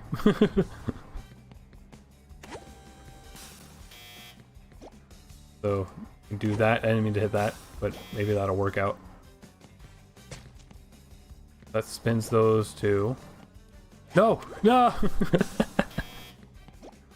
gotta pay more attention to that lock on so I don't keep messing that up. Okay, then we accidentally threw it at that, but that might work out. I tried this puzzle and gave up. Well, I might too. Just because it's boring to sit here and try to figure something out like this.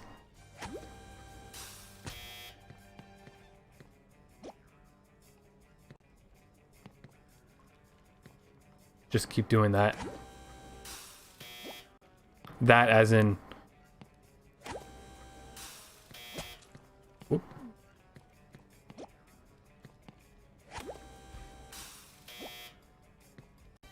Oh. Okay, hang on, no, we want to do that.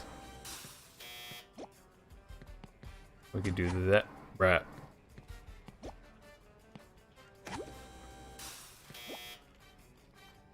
Hit every 3rd button.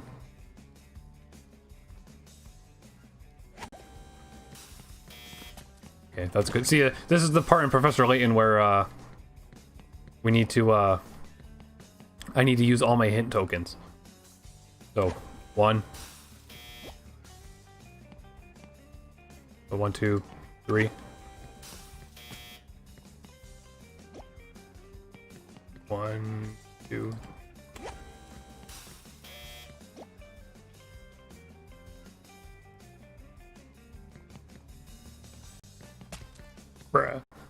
Oh, sorry, my throat's really dry.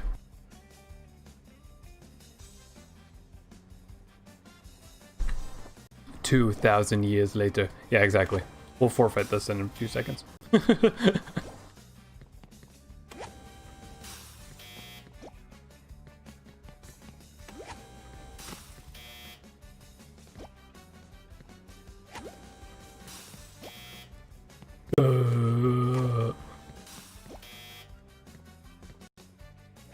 I'm sure if it, like,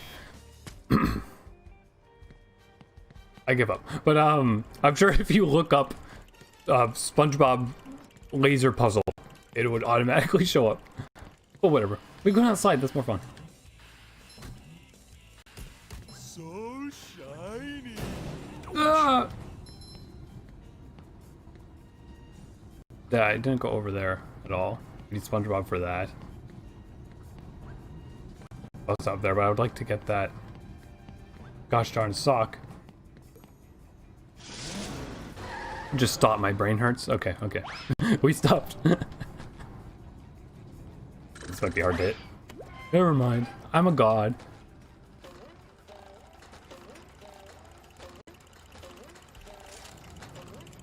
Whoop, whoop. No! No! Gotta have a little more patience with that stuff. 998, 999, 1000. Oh, the button stays pressed. That's good. This whole area is a lot like the Chum Bucket world in Lights Camera Pants. I don't know if it's right to call it a world if it's like a minigame collection, but the Chum Bucket theme in that game. Because definitely like the Murmur layer as shown in the show is not all metallic platforms and stuff. Hey, you guys see the battery warning? Uh-oh. Usually these controllers can last pretty long even after it gives me that warning, but I guess that's that's a good sign to end eventually. You can reflect the missiles with the spin? Bruh. Only SpongeBob could do this, right? Does it teach me that? I assume it probably just taught me that and I didn't pay attention.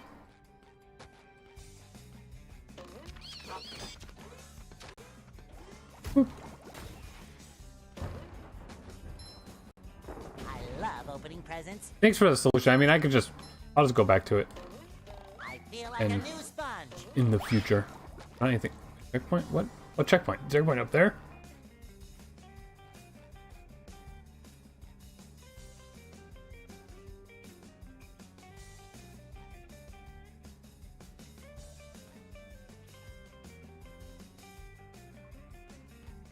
Is that just backwards? Is that an area I haven't been, or is that backwards? We'll see when it spawns us there. The warning doesn't matter. PlayStation 4 controllers last like an hour after it. That's true. Oh no, okay, it puts me down here.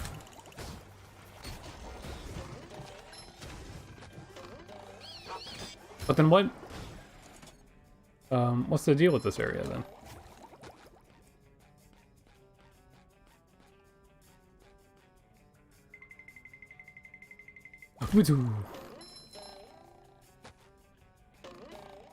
I need to hit buttons to get up there. Oh. Well, there's this. Here, I'm getting up. Come on.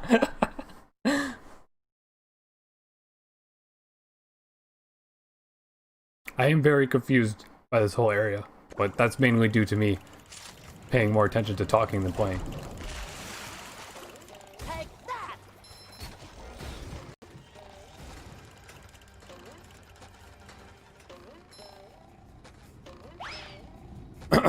So did I not ever go over here yet?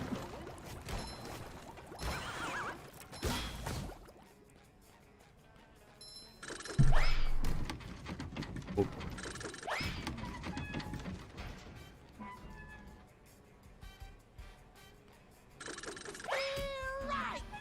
Oh, okay. I was like, what did that do? Boop, boop. Oh, we hit it. We hit it. Oh no, we don't have to hit it again. Oh!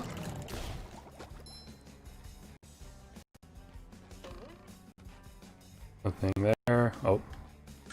What's this do? Does that make the platform go down? Oh. That's the area I was just at. I like these dudes. I like that you're just like hitting their toe.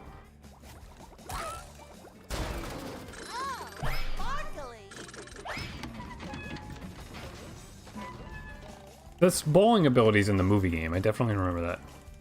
The helmet bash is also good for those missile bots. You know, even though I had to use that for like the entirety of the Goo Lagoon level, I like totally forgot about it.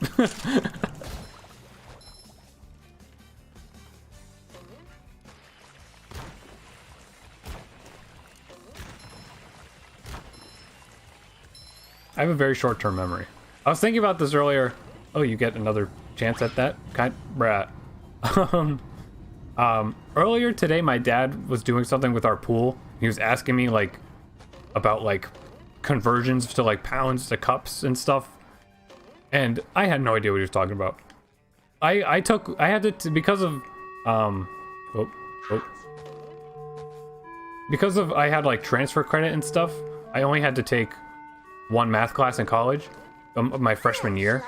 So, oh, I have to throw something at that. Oh boy.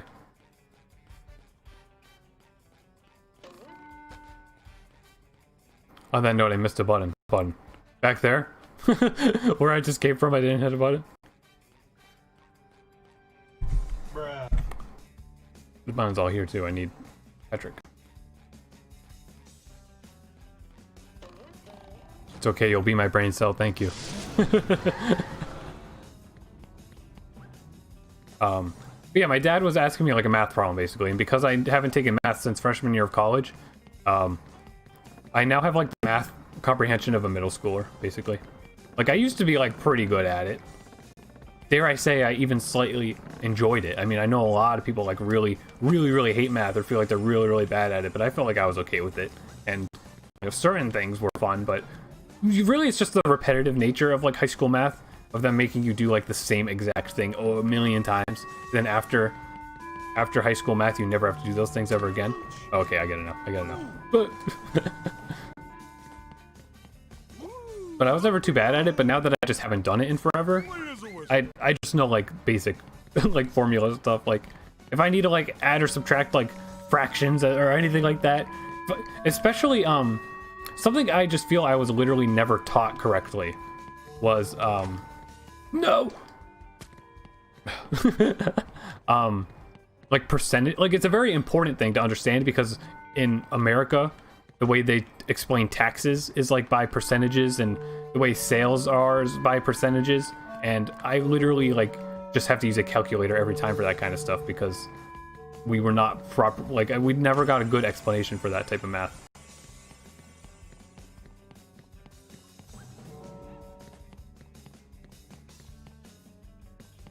There's one more button there. Never passed math, so I've had to take math every year in college so far. I mean, that's I guess I was only required to do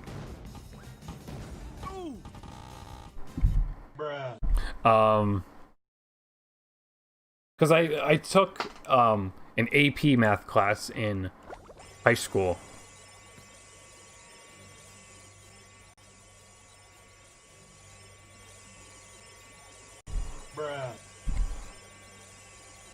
Hey, where am I? Why is there just a golden spatula right in front of me? This isn't... Did it put me forward somewhere, or did I somehow not collect this?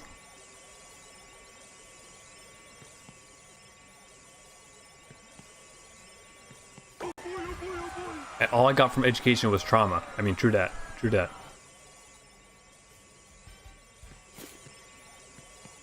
I was choking earlier, but I could still breathe. Well, I hope you're okay. That's what happened. That's my it's cured now, but I had esophagus problems for a very long time apparently, and basically a lot of the time when I ate stuff, it felt like I was choking even though I wasn't. It was not fun.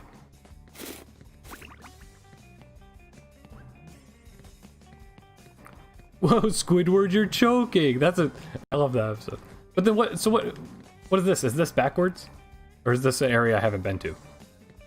Like, did I actually just skip everything here? Oh well, I had I get it. So I did okay. But then I need to be Spongebob to hit that stuff. I mean, I'll take the skip for sure, but what do these buttons do? Is that an important thing? Do I switch to Spongebob?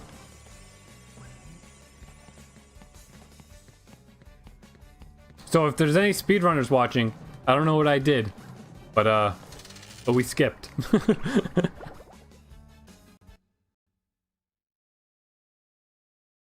Gary, I see you've made your way down to the deepest recesses of the Murmelair. Meow. Oh, you took the elevator. Oh, how do I get to the top of this room? I guess it automatically turned me into SpongeBob, by the way. Meow. You're So that's good that it knew to do that. tunnels will take me up to the top.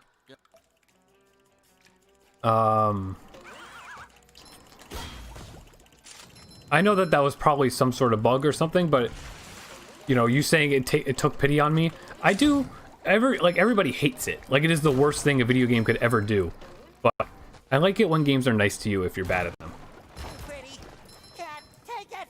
Like, only recently I learned that, Cuphead, when you play boss levels, you have two difficulty options, where you could do normal mode or easy mode. And I learned at least recently that if you beat every boss on easy mode and you make it to the final boss, it tells you to go backwards and do it all on the hard mode. And I was playing on the easy mode because that game is freaking difficult. And if I actually had the patience to play through the entirety of that game and I made it to the end and it told me to go back, I would have intense hatred for that game. Did I just sound angry? I feel like that was the most angry I've ever been. But yeah, I think that's stupid. Like, let games be a little accessible, even if they are designed to be hard. And don't be mean to people that are bad at them. Like, look how bad I am at this. This is SpongeBob.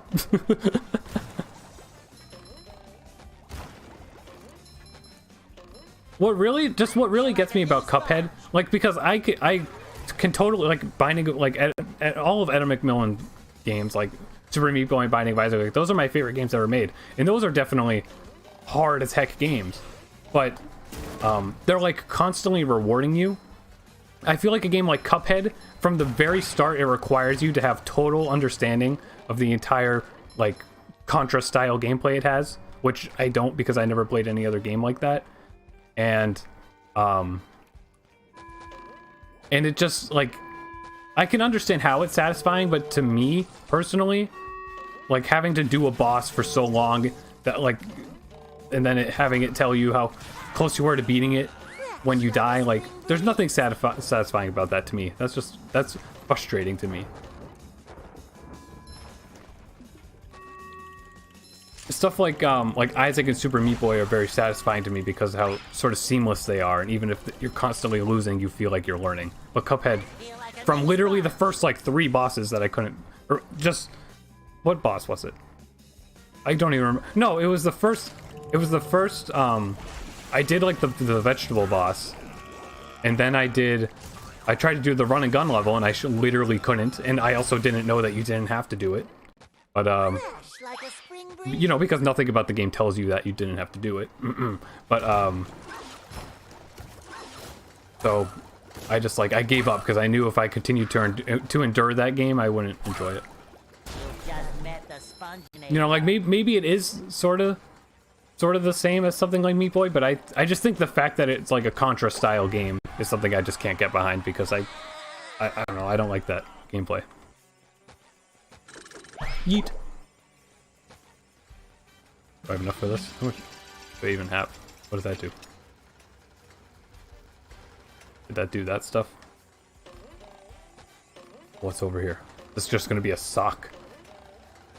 You snooze, you lose. I mean, I can still absolutely appreciate Cuphead. I mean, it's a jolly good time to watch people play Cuphead, but I never want to play it ever again. Brah. This is like the 800th time that has happened where I've just fallen off. Nope, I didn't get the box.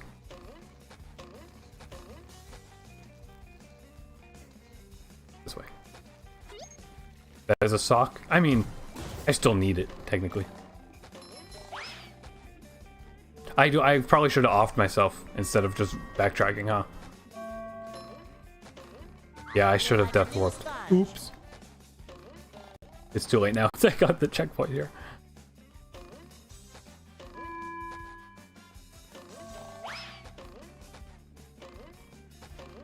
But anyway, SpongeBob, right? Even if you don't like the game, you gotta appreciate that. I mean, yeah, of course. Cuphead's like the most... Like, theoretically, Cuphead's like the most unique game to come out in years. Just with the passion for the style.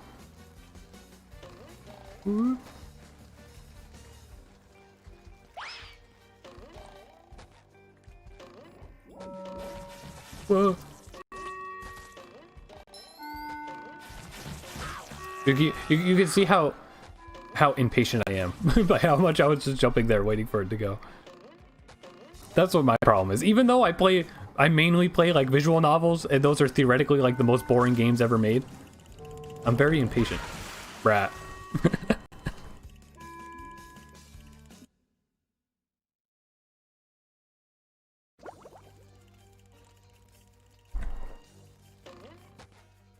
Passion fruit, pineapple, oranges, bananas, papaya, guava, mango, coconut. Well, there's something that only us understand. Now, did anybody do that yet? It'd be good to do a video about all the random, like, short educational things that Disney Channel had between commercials. That they aired every single commercial break so we can memorize the entire script of them, like what you just said. The ballroom's coming. We want to make it to the ballroom. Like Princess Belle. I almost said Jasmine. There's not a ballroom in Aladdin. Right?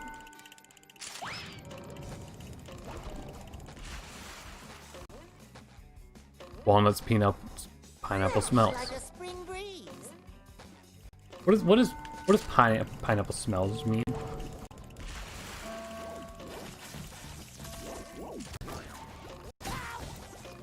I feel like a new sponge. Also, this is a dumb question, but I don't like did they censor hell in the DK rap? Also, now I can teleport. I don't know why I couldn't before because I didn't walk close enough to that. Ballroom is ballroom the next room? So we just ignore the sock because I mean it is getting a little late. We could just keep progressing. This is the time I climbed Mount Everest. Exactly. Do you know how many times we've had to watch that because Disney Channel would just show the same two things? Same with the like Blue Scout just sent that like SpongeBob plankton crabs commercial thing. Like that was on all the darn time too. Like good for you, kid. You don't gotta flex my overweight 8-year-old self every commercial break. Okay. You didn't have to be so self-depreciating like that. All you have to do is get that great big ball into that there cup. How do I get the ball rolling, Mr. Krabs? You start Is this gonna be like Splatoon? Like, didn't the Octo expansion have like a lot of pushing a ball puzzles? Good luck, SpongeBob. My wallet's counting on you. Man, that reviewer must have hated the Octo expansion then too, huh? There's nothing like the smell of bubbles in the morning. Enjoy? Smell like Oh boy. victory. Number 1 in the Bikini Bottom scavenger hunt. Oh, that did, what did? Thank you. Let's keep talking over me, Tom Kenny. So we got, what's that game, Mousetrap? We got like a mousetrap thing going on.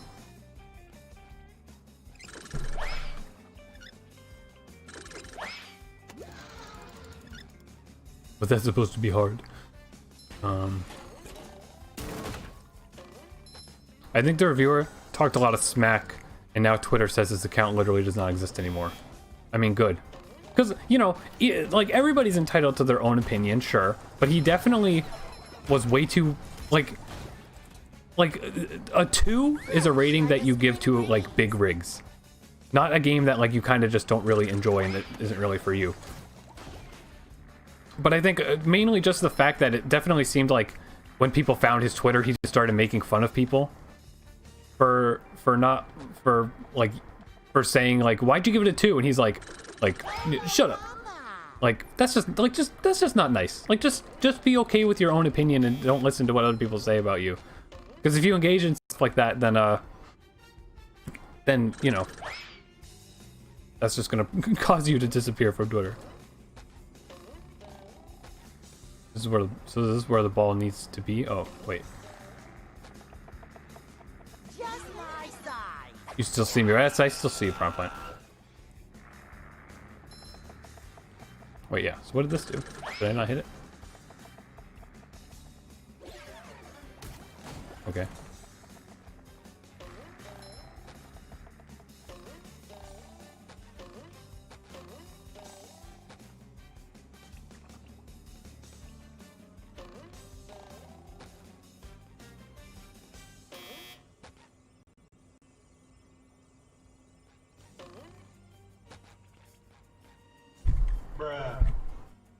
He doesn't read everything in chat sometimes. It's all good, homie. Yeah, you know, I'm not gonna, yeah. I'm always looking at the chat. I just not gonna end up reading everything aloud all the time.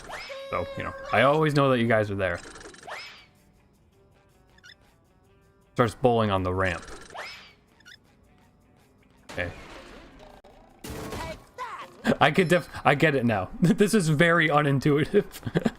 Or maybe I'm just stupid, but I mean, us saying that this is like an infamous thing, I'm definitely like, this whole area really honestly has been very confusing to me, and I don't know why. But basically, if something isn't a straight line, I don't understand it, but definitely something about this whole Murmelair area has been very confusing to me. So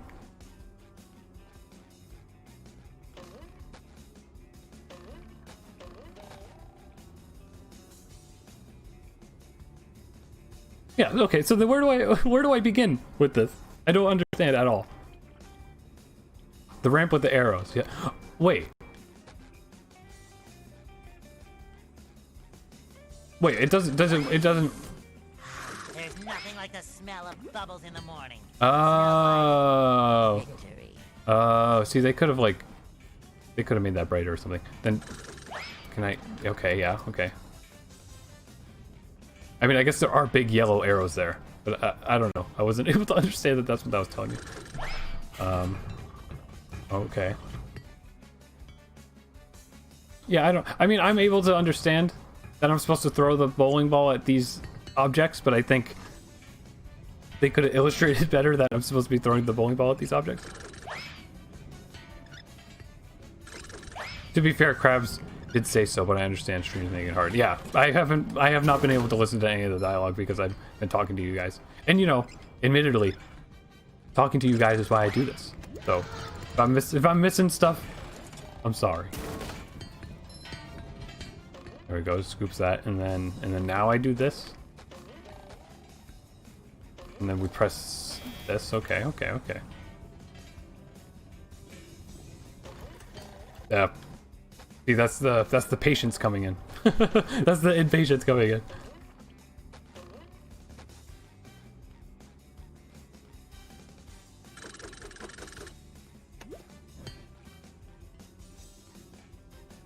That dropped.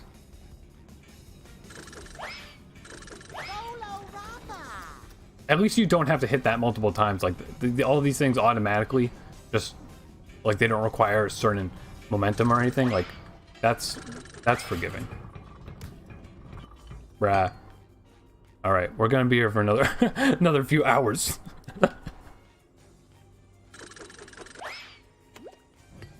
No, but like if I quit the game after this point, like when I load my file, I'll just be in this area, right? Hopefully, because I think probably after this whole puzzle, we'll be done for the night, and I'll look at whatever you guys have sent over.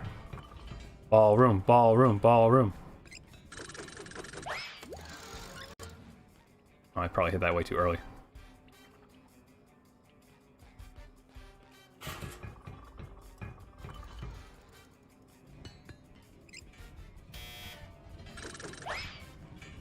No.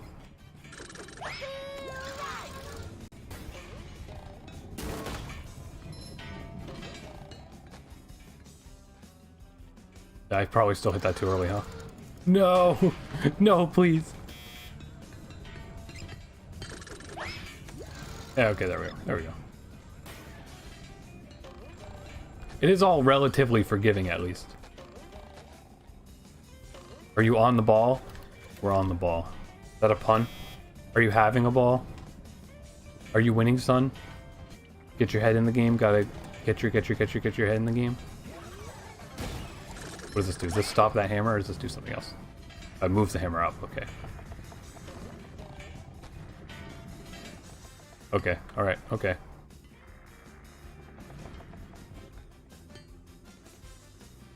Bruh. All right. This sucks. I hate this.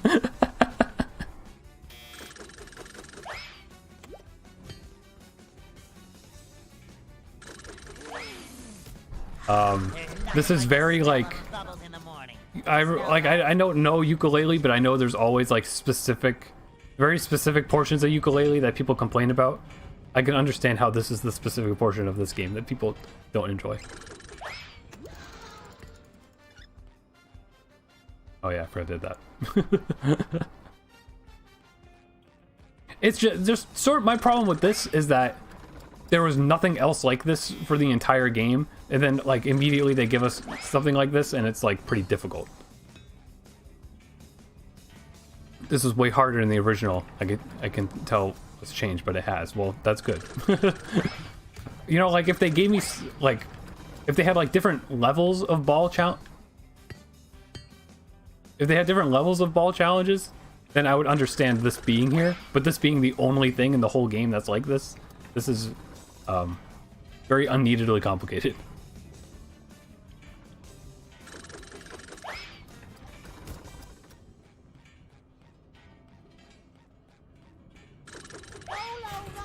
But I wouldn't give the game a 2 out of 10 just because of this.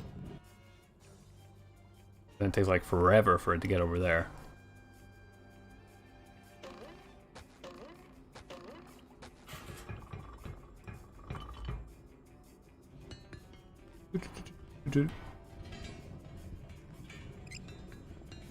Funorama. Shut up about Funorama. I forgot about that until you said it out. There's a beach somewhere. I don't know, somewhere in our area that had a arcade place named Funorama, and we thought that was very funny for some reason. Scoop successful.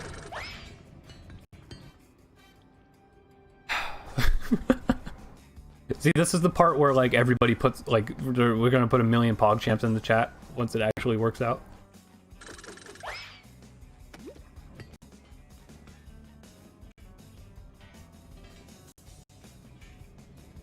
To be fair though, I enjoy this more than I was enjoying the laser puzzle thing that was happening earlier. Like at least this has gameplay that makes sense. Hi, Noodle. We're at the hardest part of the game, apparently. The super monkey ball portion of the game. Or I guess it is very right to compare this to like the Octo expansion ball puzzles.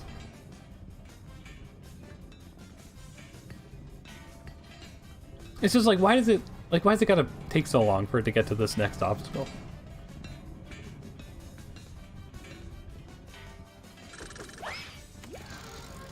Like it's still going.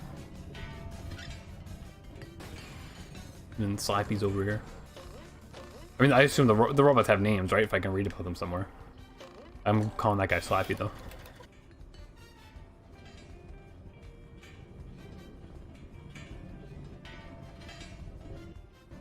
Boop, boop. We do this, and then we try not to mess this up. I somehow made it over the first hole here, but...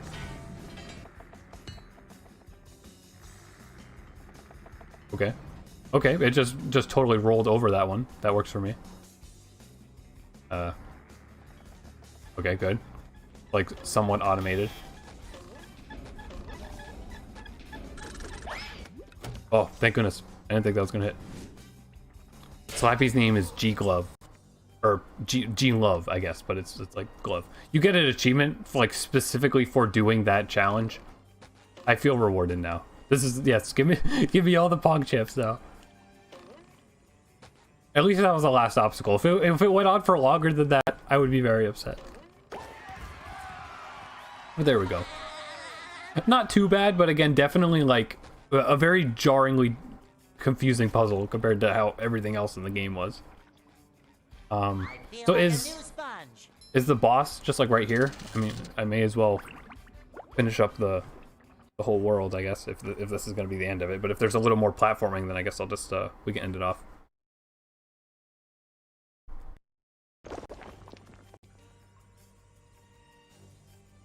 Oh, whoa. Sorry, I dropped the microphone. That just, yeah, so now I'm just back here. Okay. And then where's progression in this area? What does this sign mean?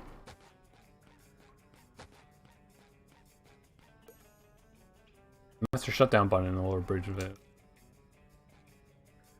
Okay, so I guess there's just other areas in this area that I gotta reach. I mean, I never made it. Oh no, that's the spin puzzle thing. Need to get the buttons that I missed.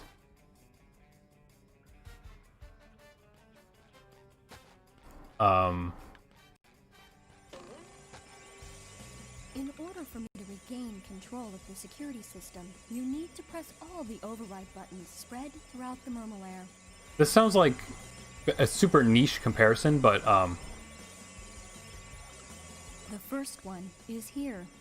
this is a lot like the computer from the Dexter's Lab game that we played a lot. Press the buttons. Got it. Least fave area, yes, definitely for me too. This area has been You should return here. just sort of confusing. But maybe that's just because it's not really linear. Like I'm not one to know about game design really, but Return here. Got it. Are you? I've been feeling like I've been losing my mind a little bit here. Listening. Got it. Also, I wasn't listening. Scavenger hunt 3 years running. Thank you. Is Barnacle Boy still in here? Probably. I mean, I'll be very confused for next time, but it has been 2 hours now, so I think, assuming that the game would just spawn me in here, like if I quit, which I assume it would, I would say that can be the end of our gameplay for tonight, and we can pick this up tomorrow. But we do have some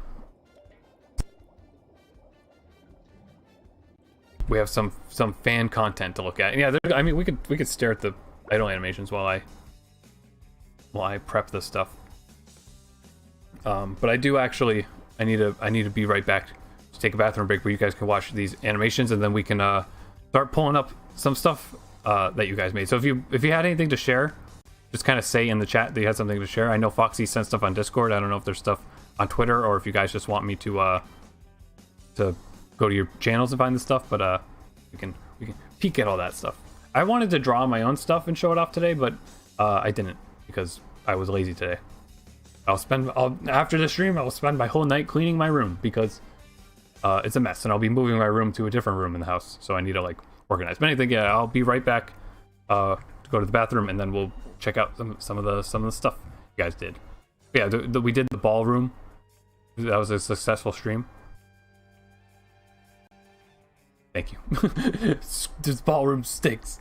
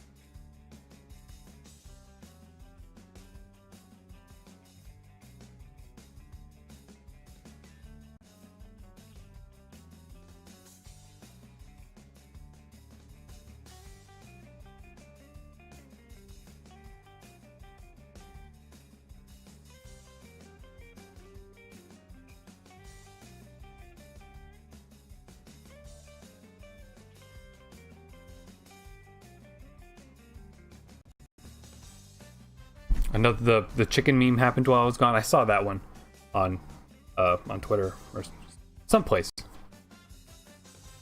What's the characters will get paid? Which characters will get rapid fire? Intro. Yes, let me.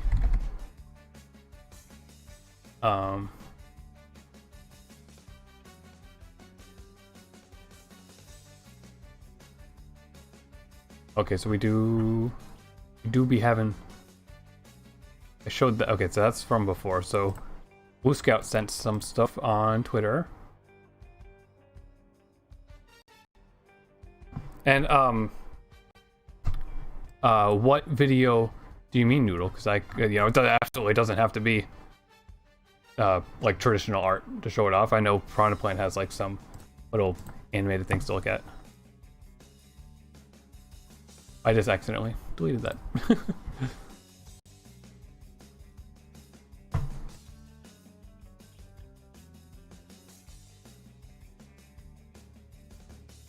Boop, boop. It was a fun stream. I hope I can make it to another one sometime. Yeah, thank you so much for coming. I mean, I know you're on totally. Is it super nighttime for you, or is it like sort of morning for you right now? I don't have the time zones memorized, but thank you very much for coming. I gotta open Discord. And I gotta open YouTube.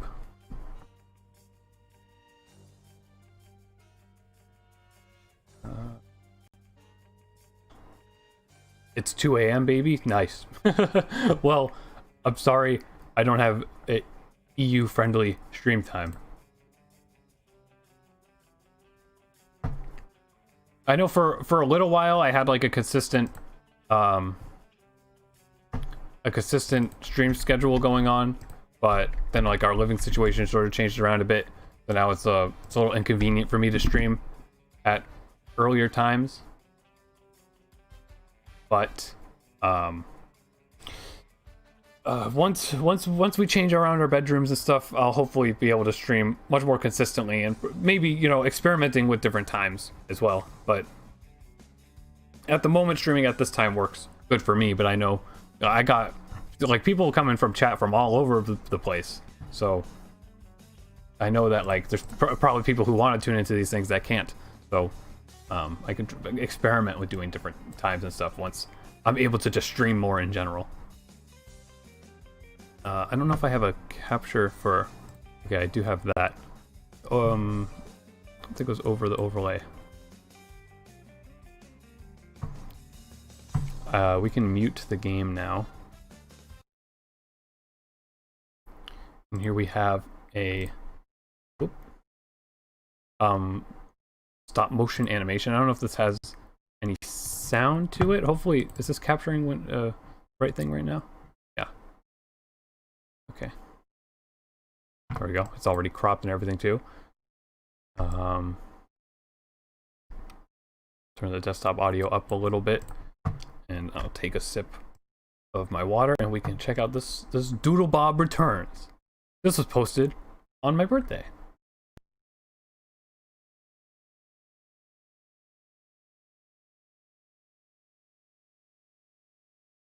Oh, and I see you had the Invader Zim board game thing in the background there.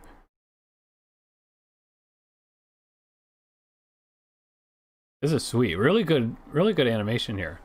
I experimented with stop motion stuff a lot as a kid because I watched a lot of like Lego videos on YouTube back in the day. That's a great figurine. I wish I had that.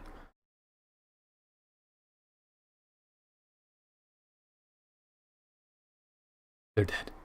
No. We need to help SpongeBob. He's been gone for 3 days.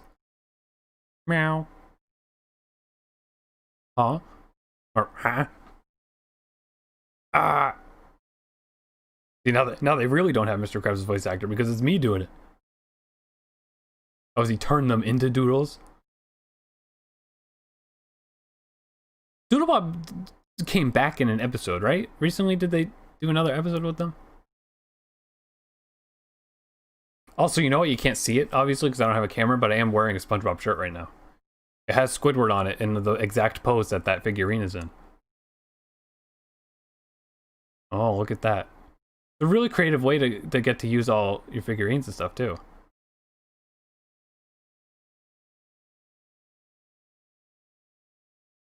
They're beating them up.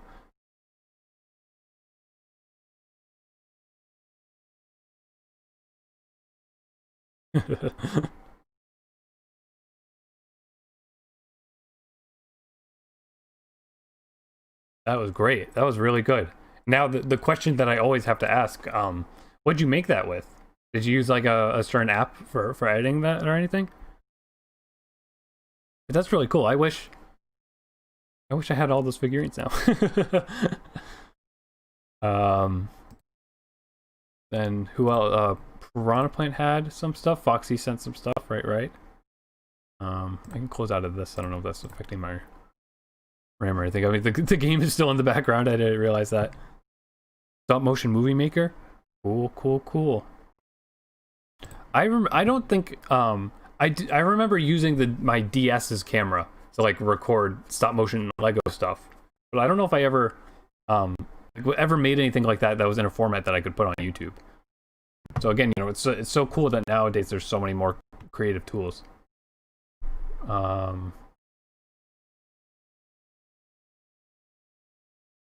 You're on an emotional roller coaster for that film. It was pretty grandiose. It was very cool. So we have two little videos by Piranha Plant. Piranha Plant's been working on doing a little like fan-made YouTuber themed Danganronpa series. They've had some animations shown for that. So here, there's two of them now. I mean, there's one here that's just themed after me. I guess it's not related to the Danganronpa thing, but this one here is the intro for it. I would assume there's probably sound. Might be very quiet. Trying to get. Oh, I'm muted. Sorry, the desktop was muted. Now it might be too loud. But the stop motion didn't have sound, as far as I could tell. Sorry about that. Here we got all the characters. There's Unity. Woo! Dude, Sly Cooper's in this.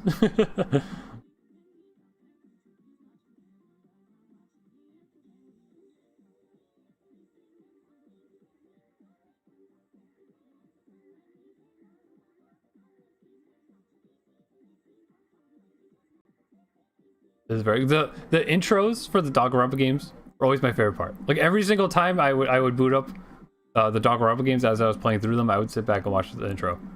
And this totally captures the same spirit of that. That's great. I think that's definitely one of the best things you've shown off so far too, Piranha Plant. I mean, everything you've done's been great, but there was some really nice character details and stuff in that. And then we have other one from them, which is the When I'm Cryptid. So the When I'm Bored meme themed thing. They got Doomslayer before Smash. You're right.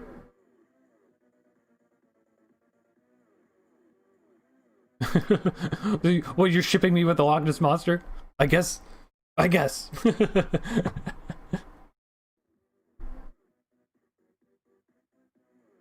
like all these expressions and stuff.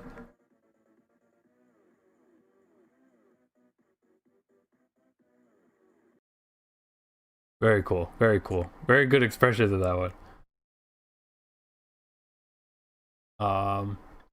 And I know to be fair, I thought you were more of a Mothman kind of guy. I probably know more about Loch Ness Monster than Mothman. But I mean, I know, like, you know, everybody loves Mothman. I don't know, I'm trying to think what's like a Turkey Neck? There's a guy named Turkey Neck in Invader Zim. My heart belongs to him and his lucky neck meats.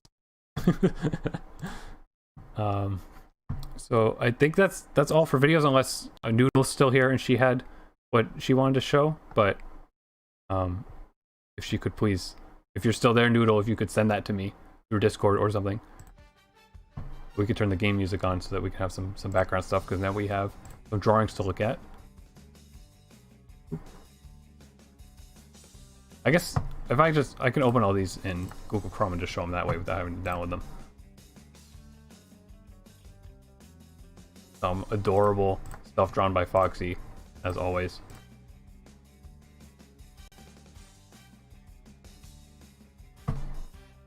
Let me just take a sip of water real quick and we can pull one of these up.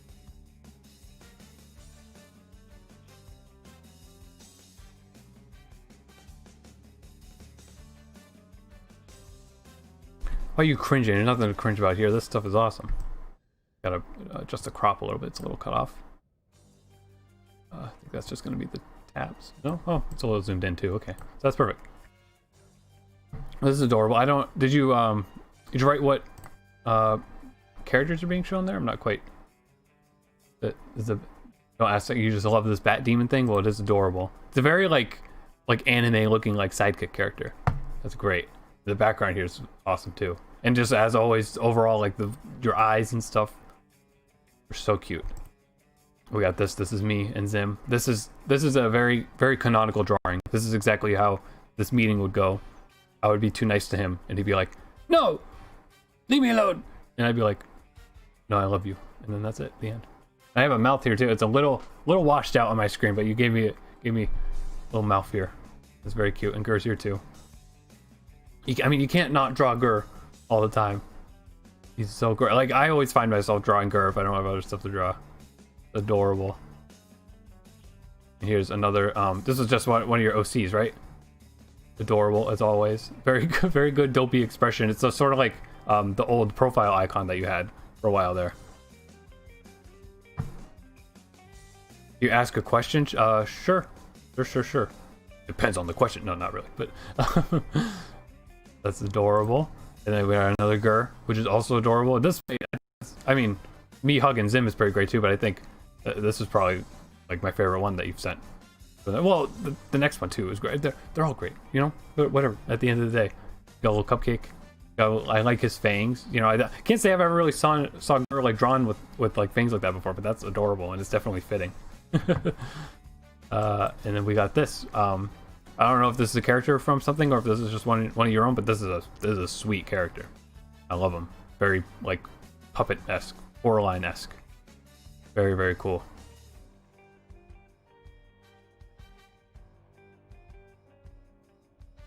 Very, very cool. And then we have some art from Blue Scout to show, which is kind of like a compilation of some miscellaneous sketches stuff. And it is, should I work on a comic or more stop motion movies to show you, or flip note? I mean, it's truly up to you. You know, you shouldn't give me the power to decide. You should just work on whichever you want. But I know that you definitely haven't shown a comic so far. Like if that's sort of something new to you, I think that'd be cool to see. But you can absolutely just do whichever one you'd prefer to do.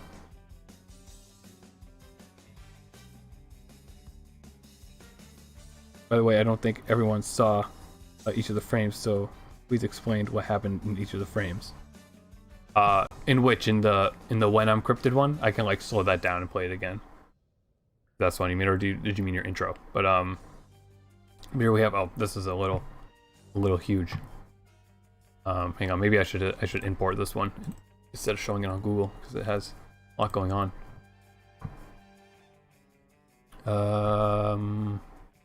Where is it? My desktop.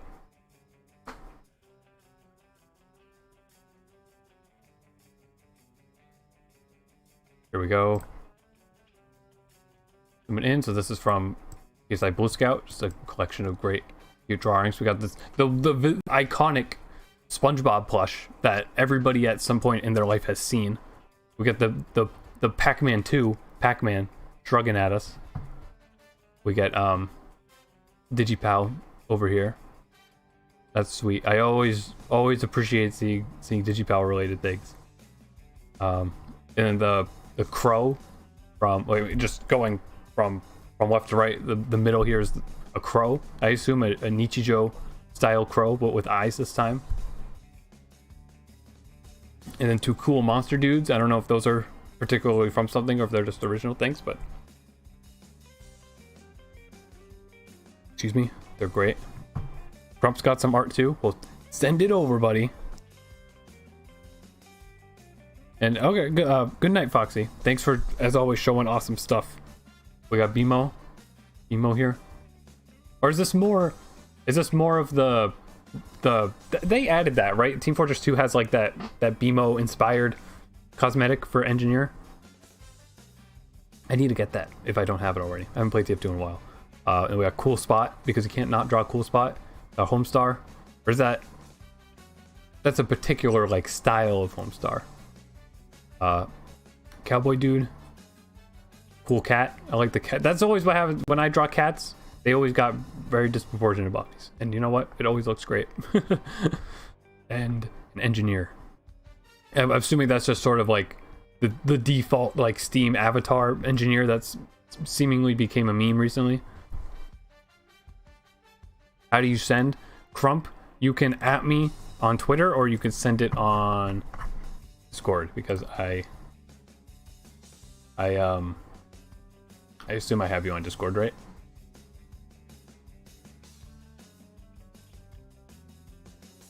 It's like $20 to buy. It's so dumb, brah.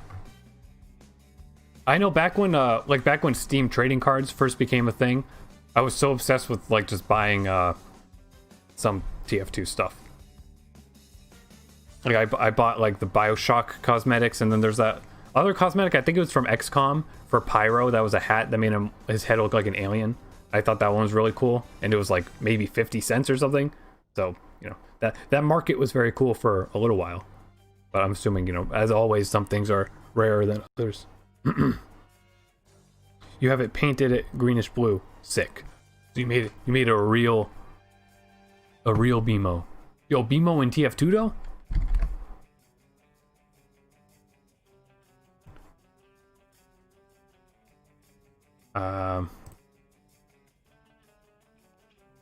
Here we have we have Crump we have art from Crump.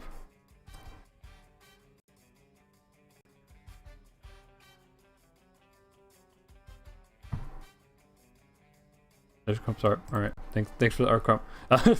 we have Big Chungus. Can't say I've seen too much Big Chungus around anymore. I feel like it's died out, but he was huge in more ways than one when it was a big relevant meme. I'm glad you wrote your name here as well. This is great. If this sort of, you probably drew this in paint, I assume. It seems very what was I gonna say? But it looks like something from like a CDI game almost, the way it's drawn. But that's great. Thank you for sharing. Here we can peek at Piranha Plant's short here again in a slower motion because the frames do go by pretty quickly.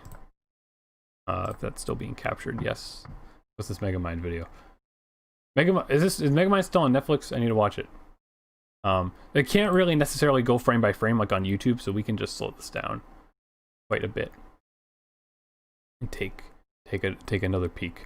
Try to analyze what's going on. So there's me, there's me. Multiple expressions. Blushy expression. We also got the music is slowed down too, so it's a little creepy. I'm assuming what in particular am I holding here? Just like a cross? Monka S? That me with flesh to an extent. I like that you drew this. This is I have a sprite drawing for my character, like that is this whole expression. I need to find more excuses to use it. Crying. I have a crying, right? Well, I apologize for the sort of creepy music. Or this is just a close up. It zooms in on what I'm holding here. And it's scary.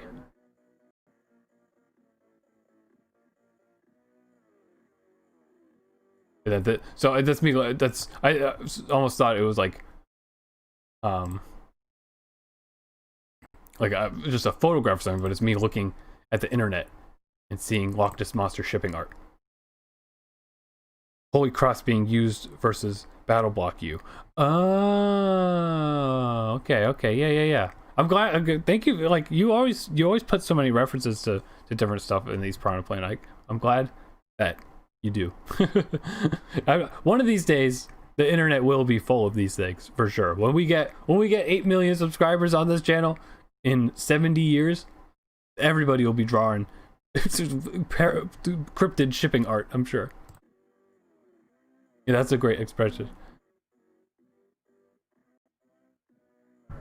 And it was time for Crown to leave. It was both in the video and in real life, basically. If there's nothing else to share, right? Oh, that stays here. I mean, here we can I can pull up a drawing that I did somewhere. Do I have any drawings I haven't shown before?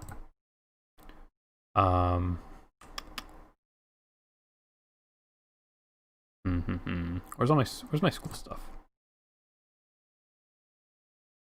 Here we go. Here's a cool one. I drew this in April for a concept art class project. This is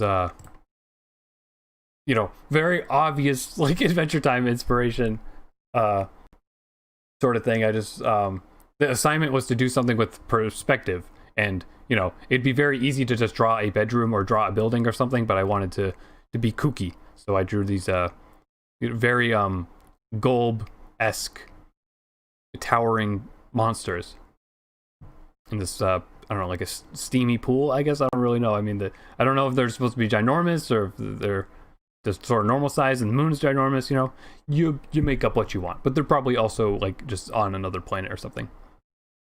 I've recently been very obsessed with like rainbow gradients, so he's puking out and he's not really puking out, you know, it's like his job to produce that and heal the world or something. I don't know. But originally he was just like pooling out like just red, you know, not blood. It had just happened to be red. But I've been so obsessed with rainbow gradients lately that I was like, what would it look like if I put a rainbow gradient in the puke? And I liked it, so I kept it like that rather than making it red like it was. Was it? Do I have anything like just like funny on here? I don't know. Here's a frog. It's sideways. It's supposed to be right. The right side up is a frog. I drew that for school as well. Frogs in chat, please. Dude in the back's like, bro, you okay? Absolutely.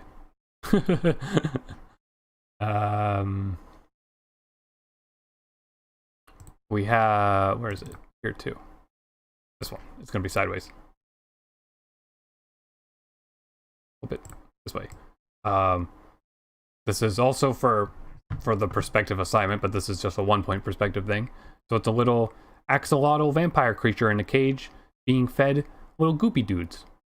Again, sort of very Adventure Timey. Like these goopy dudes are sort of a lot like the little things like Princess Bubblegum is experimenting with in like one scene of Adventure Time, and they're cute. So you know, that's his yum yums. And then we got miscellaneous scientist person in the back, very very very close up to the cage watching.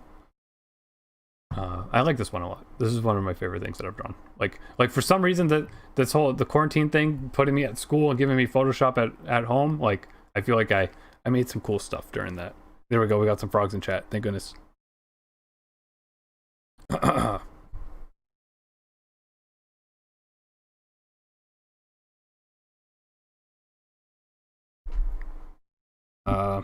Frog champ. What are we saying here? I don't have any fan art or anything to share, just my Instagram edits. So if you want to show this off, go ahead. Rockers. I can get Instagram on PC, right? I can show well, Noodle Oh, you have a link to your Instagram probably on something, right? Your there we go.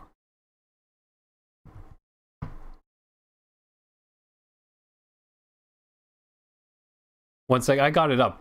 Do you just want to show your like 2 newest ones? I have a message. Why do I have a message? These might be. I don't know how the volume's gonna work on these. Reminds me of that scene in Rick and Morty. You know what? Take that as a compliment. Yeah, that's fine. All right. Well, I mean, we can just, you know, we can plug Noodle because she's great. That's her Instagram.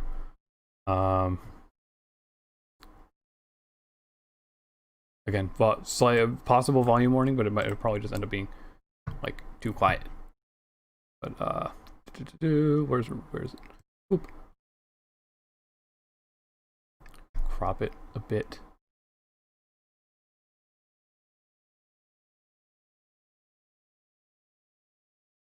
Dab.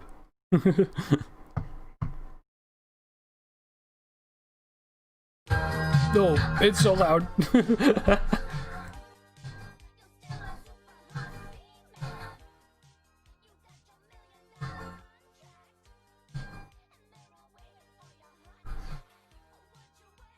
I've been back into Overwatch lately. I've been meaning to like do a stream of it. This is great. I love like what do you use to edit your stuff? I'm sure you've probably said it before. Or just said it somewhere. But this is great. I need to catch up on the Overwatch animation things too. I haven't like the most recent one I watched was probably the May one, and that's probably like 5 years old now, right? How old is Overwatch now?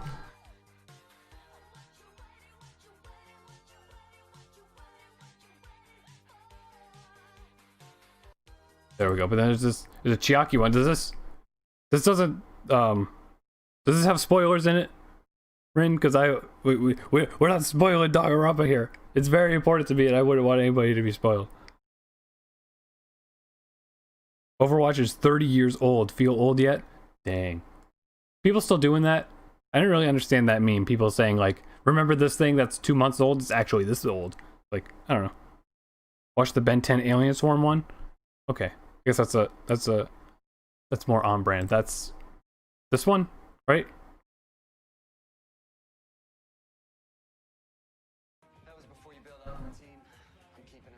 Ben 10 too much growing up, so like I was out of the loop, but I need to watch these movies.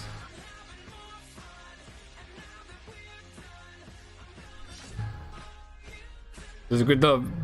The editing, like matching with the audio, is sick on this one. Do people talk like? Is there already a bunch of videos talking about these movies?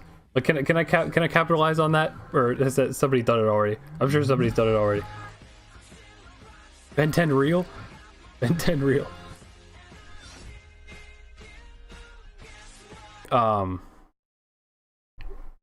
There was a period of time, I mean, with the whole See and Real thing, but Cartoon Network was like having the time of their lives making live action stuff.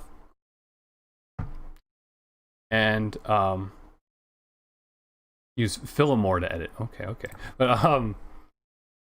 I remember watching, like, they made like a Scooby-Doo TV movie that was live action. I remember watching that, but that was probably around the same time that like they did the Ben 10 ones and like Level Up and stuff. Excuse me, stuff like that. Worked really hard on that edit. Well, it's absolutely certainly shows. I mean, all of them show. Stuff's great. There are a couple, but we do one anyways, and we could collab. You know what? That's a good idea. Write that down. Write that down, Rin. Write that down. Yeah, Piranha Plant wants us to look at the Danganronpa intro again, so we certainly can, because it does go pretty quick. We can peek at that again. And I'm sorry if Rin's edits were a little loud there. That's my fault for not adjusting audio properly, because I have to turn my computer audio up so high to to properly record, or for me to be able to hear the game, I need to turn my PC audio up very high. So I forgot to adjust it there, but sorry, but sure, it's fine. Snow saying, I'm gonna make a fan cam for the worst character possible. You could barely hear them on Twitch, so I don't know. Well then, sorry, that's my fault, and I accidentally lowered the volume too low. Sorry. By worst character possible, do you mean like Glue Man or something? There's got to be a Glue Man fan cam out there somewhere. I need to do more edit stuff. I mean, I just did one a little while ago. I don't know. Who wants me to show a friggin' K-On anime edit right now? But I edit like AMV-esque stuff like that when I get bored enough, because it's really fun and satisfying. It's just usually really hard for me to have ideas, and it's really hard for me to find like good quality footage to use. But I know, you know, there's all sorts of ways to gather footage and assets for those sort of things, but that always takes me a lot of extra time, so it usually prevents me from making too many. But when I'm bored enough, I do that. I also, more recently, when I'm bored enough, I do the animatics and stuff, and that's why we've been seeing some more of those on the channel lately. I was almost going to work on a new animatic thing today, but didn't. There's up a little more. We just need to think of someone worse than Glue Man. Who's worse than Glue Man? Germa himself? That's a great that's a great Unity. And Makoto. That's Makoto's like usual sort of sprite expression thing. Render, I guess.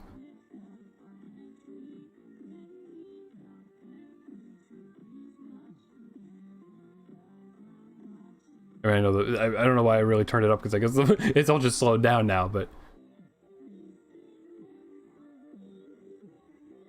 wait, you should show them the collab we did on Instagram. I was going to, because you reminded me that we did that. Yeah, I could show that after we showed this. And you just link in it. Thank you. That's your mod, your special mod power, is that you can put links in the chat and they work. This is cool though. Oh, I love the wheel visual in Danganronpa is one of my favorite things about it. The very flashy, like casino oriented style of the whole thing, even though it's such a violent, depressing series, is what makes it stand out so much to me.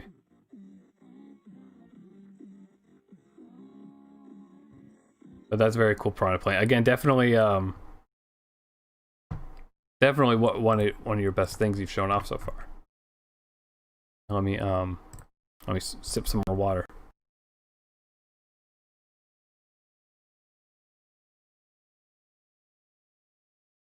This is always my favorite part of the streams. Even though, you know, it's only maybe been like 5 weeks since we've been exhibiting people's work, but like this is the best part. Oh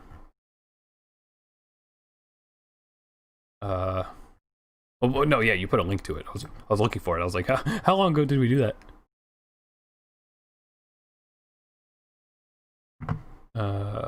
Might be a little cropped out. Also might be loud.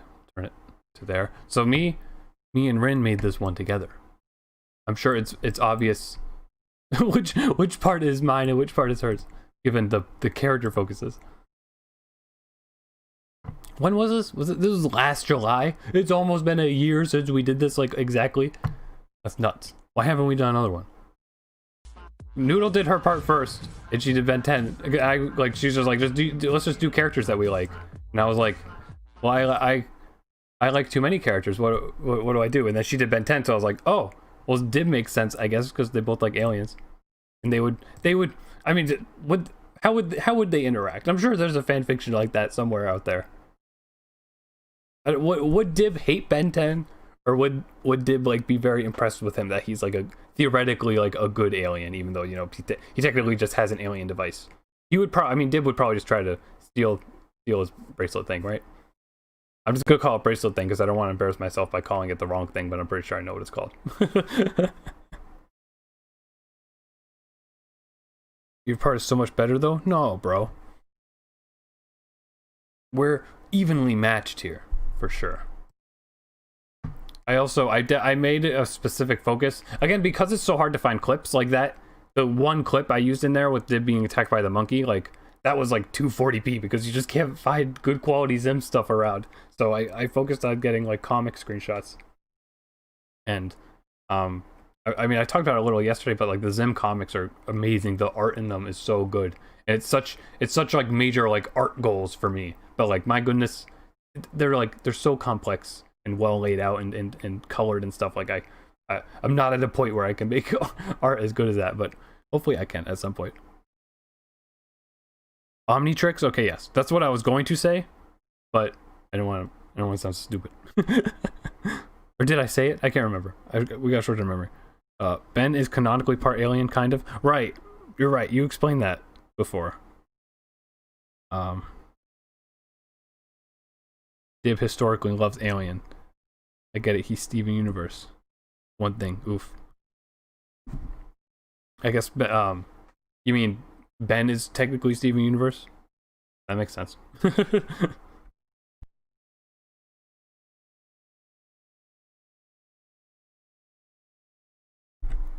Sorry, we're talking about my special interest as my jam. Dude, it's fine.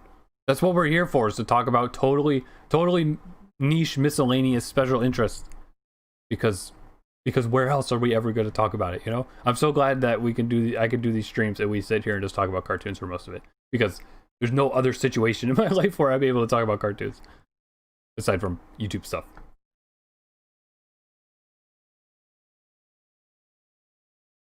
Hooray for special interests. Exactly. I mean, SpongeBob, you know, like we're playing a SpongeBob game right now.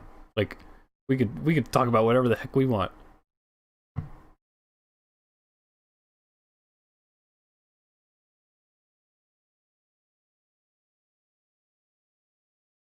You're replacing some of your characters, Foxy? Well, you know, like it's always good to try and improve, but never like to try to like delete stuff that you've made up.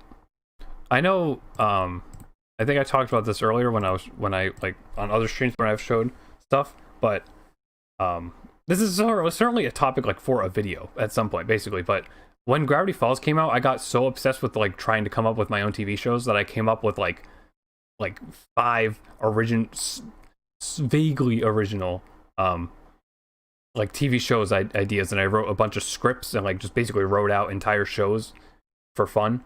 And a lot of that stuff is still in my head, and I want to improve upon it and use all those old characters, even though I came up with them when I was like 13, 14, and I'm freaking 21 now. I still want to do stuff like that. I know that, like the Welcome to the Underground thing with Tia, like Tia is from 2015 or 2016 or so. She's like sort of more recent than like the even older ones that I remember, but like, you know, I love them. I love all my characters, and I want to exhibit them somehow. I just want to be able to make sure, like basically my big concern at the moment, like doing more animatic and original stuff, is like I don't want to be voicing them all the time. And I know like a handful of people that would probably enjoy doing voice stuff. I mean, you know, Noodle's here, if she's still here. Like, she voiced Unity, and she's amazing.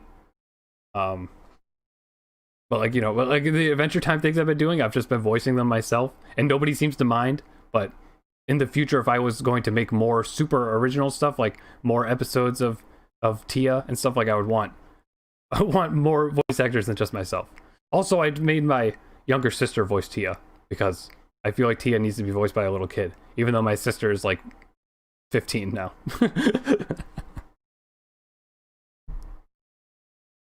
Anyways, Amp said that unrelated, but the regular show ending hits harder than the Adventure Time ending.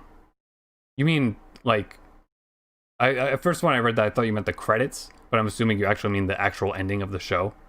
And I don't know, I feel like they both do the same sort of thing. I think regular show hits harder because it has like time travel involved. Like, I mean, Adventure Time sort of does, but it's like super in the future. And well, they both use licensed songs, sort of, but I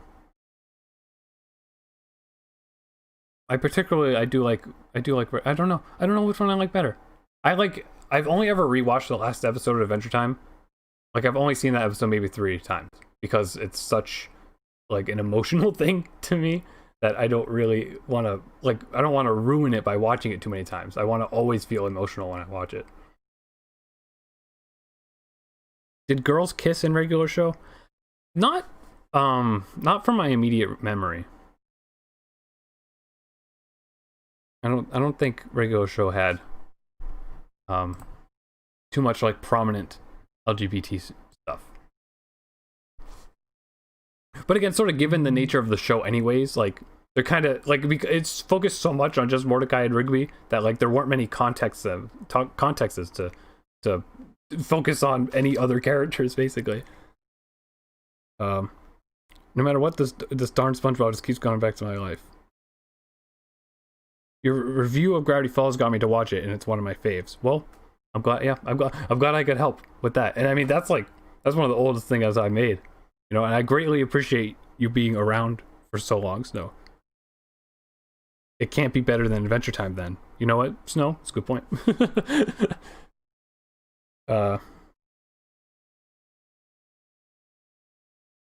Yes, Lavender's gender. It looks like a girl. Well, if you're saying that, then they're a boy, or you know, whatever it is that you've made them.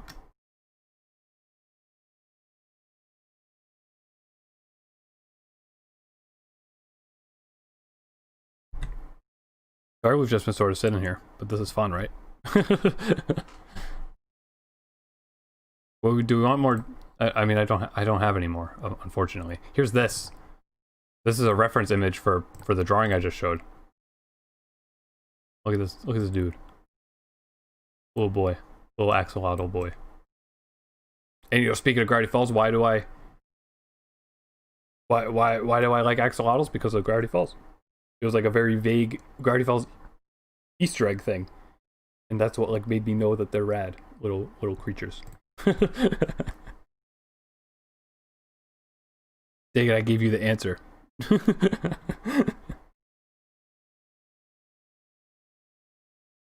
But yeah, I guess, you know, we're sort of winding down here, so I should get going and like eat something.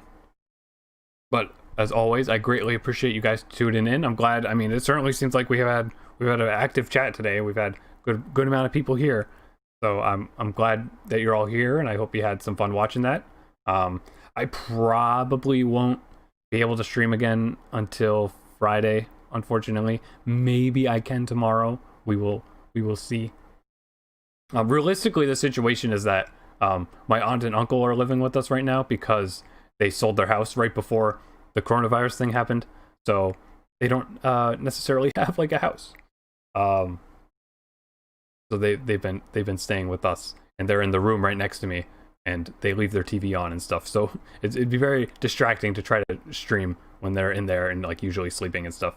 So I've just been doing it on the weekends where they go away to their home away from home. What's this emoticon? Are they kissing? You know what? Okay, so that emoticon, looking at it from far away, it definitely looks like ducks kissing. But if you get really close to it, it's two people rubbing elbows, I think. I think that's what it's showing. But we can pretend it's kissing. Not gonna lie, Gravity Falls Season 1 is like kind of bad, looking bad on it, at least maybe if I rewatch it, I don't know. Are they butts? They could be butts, I don't know. Looks like elbows to me. Yeah, now you see it,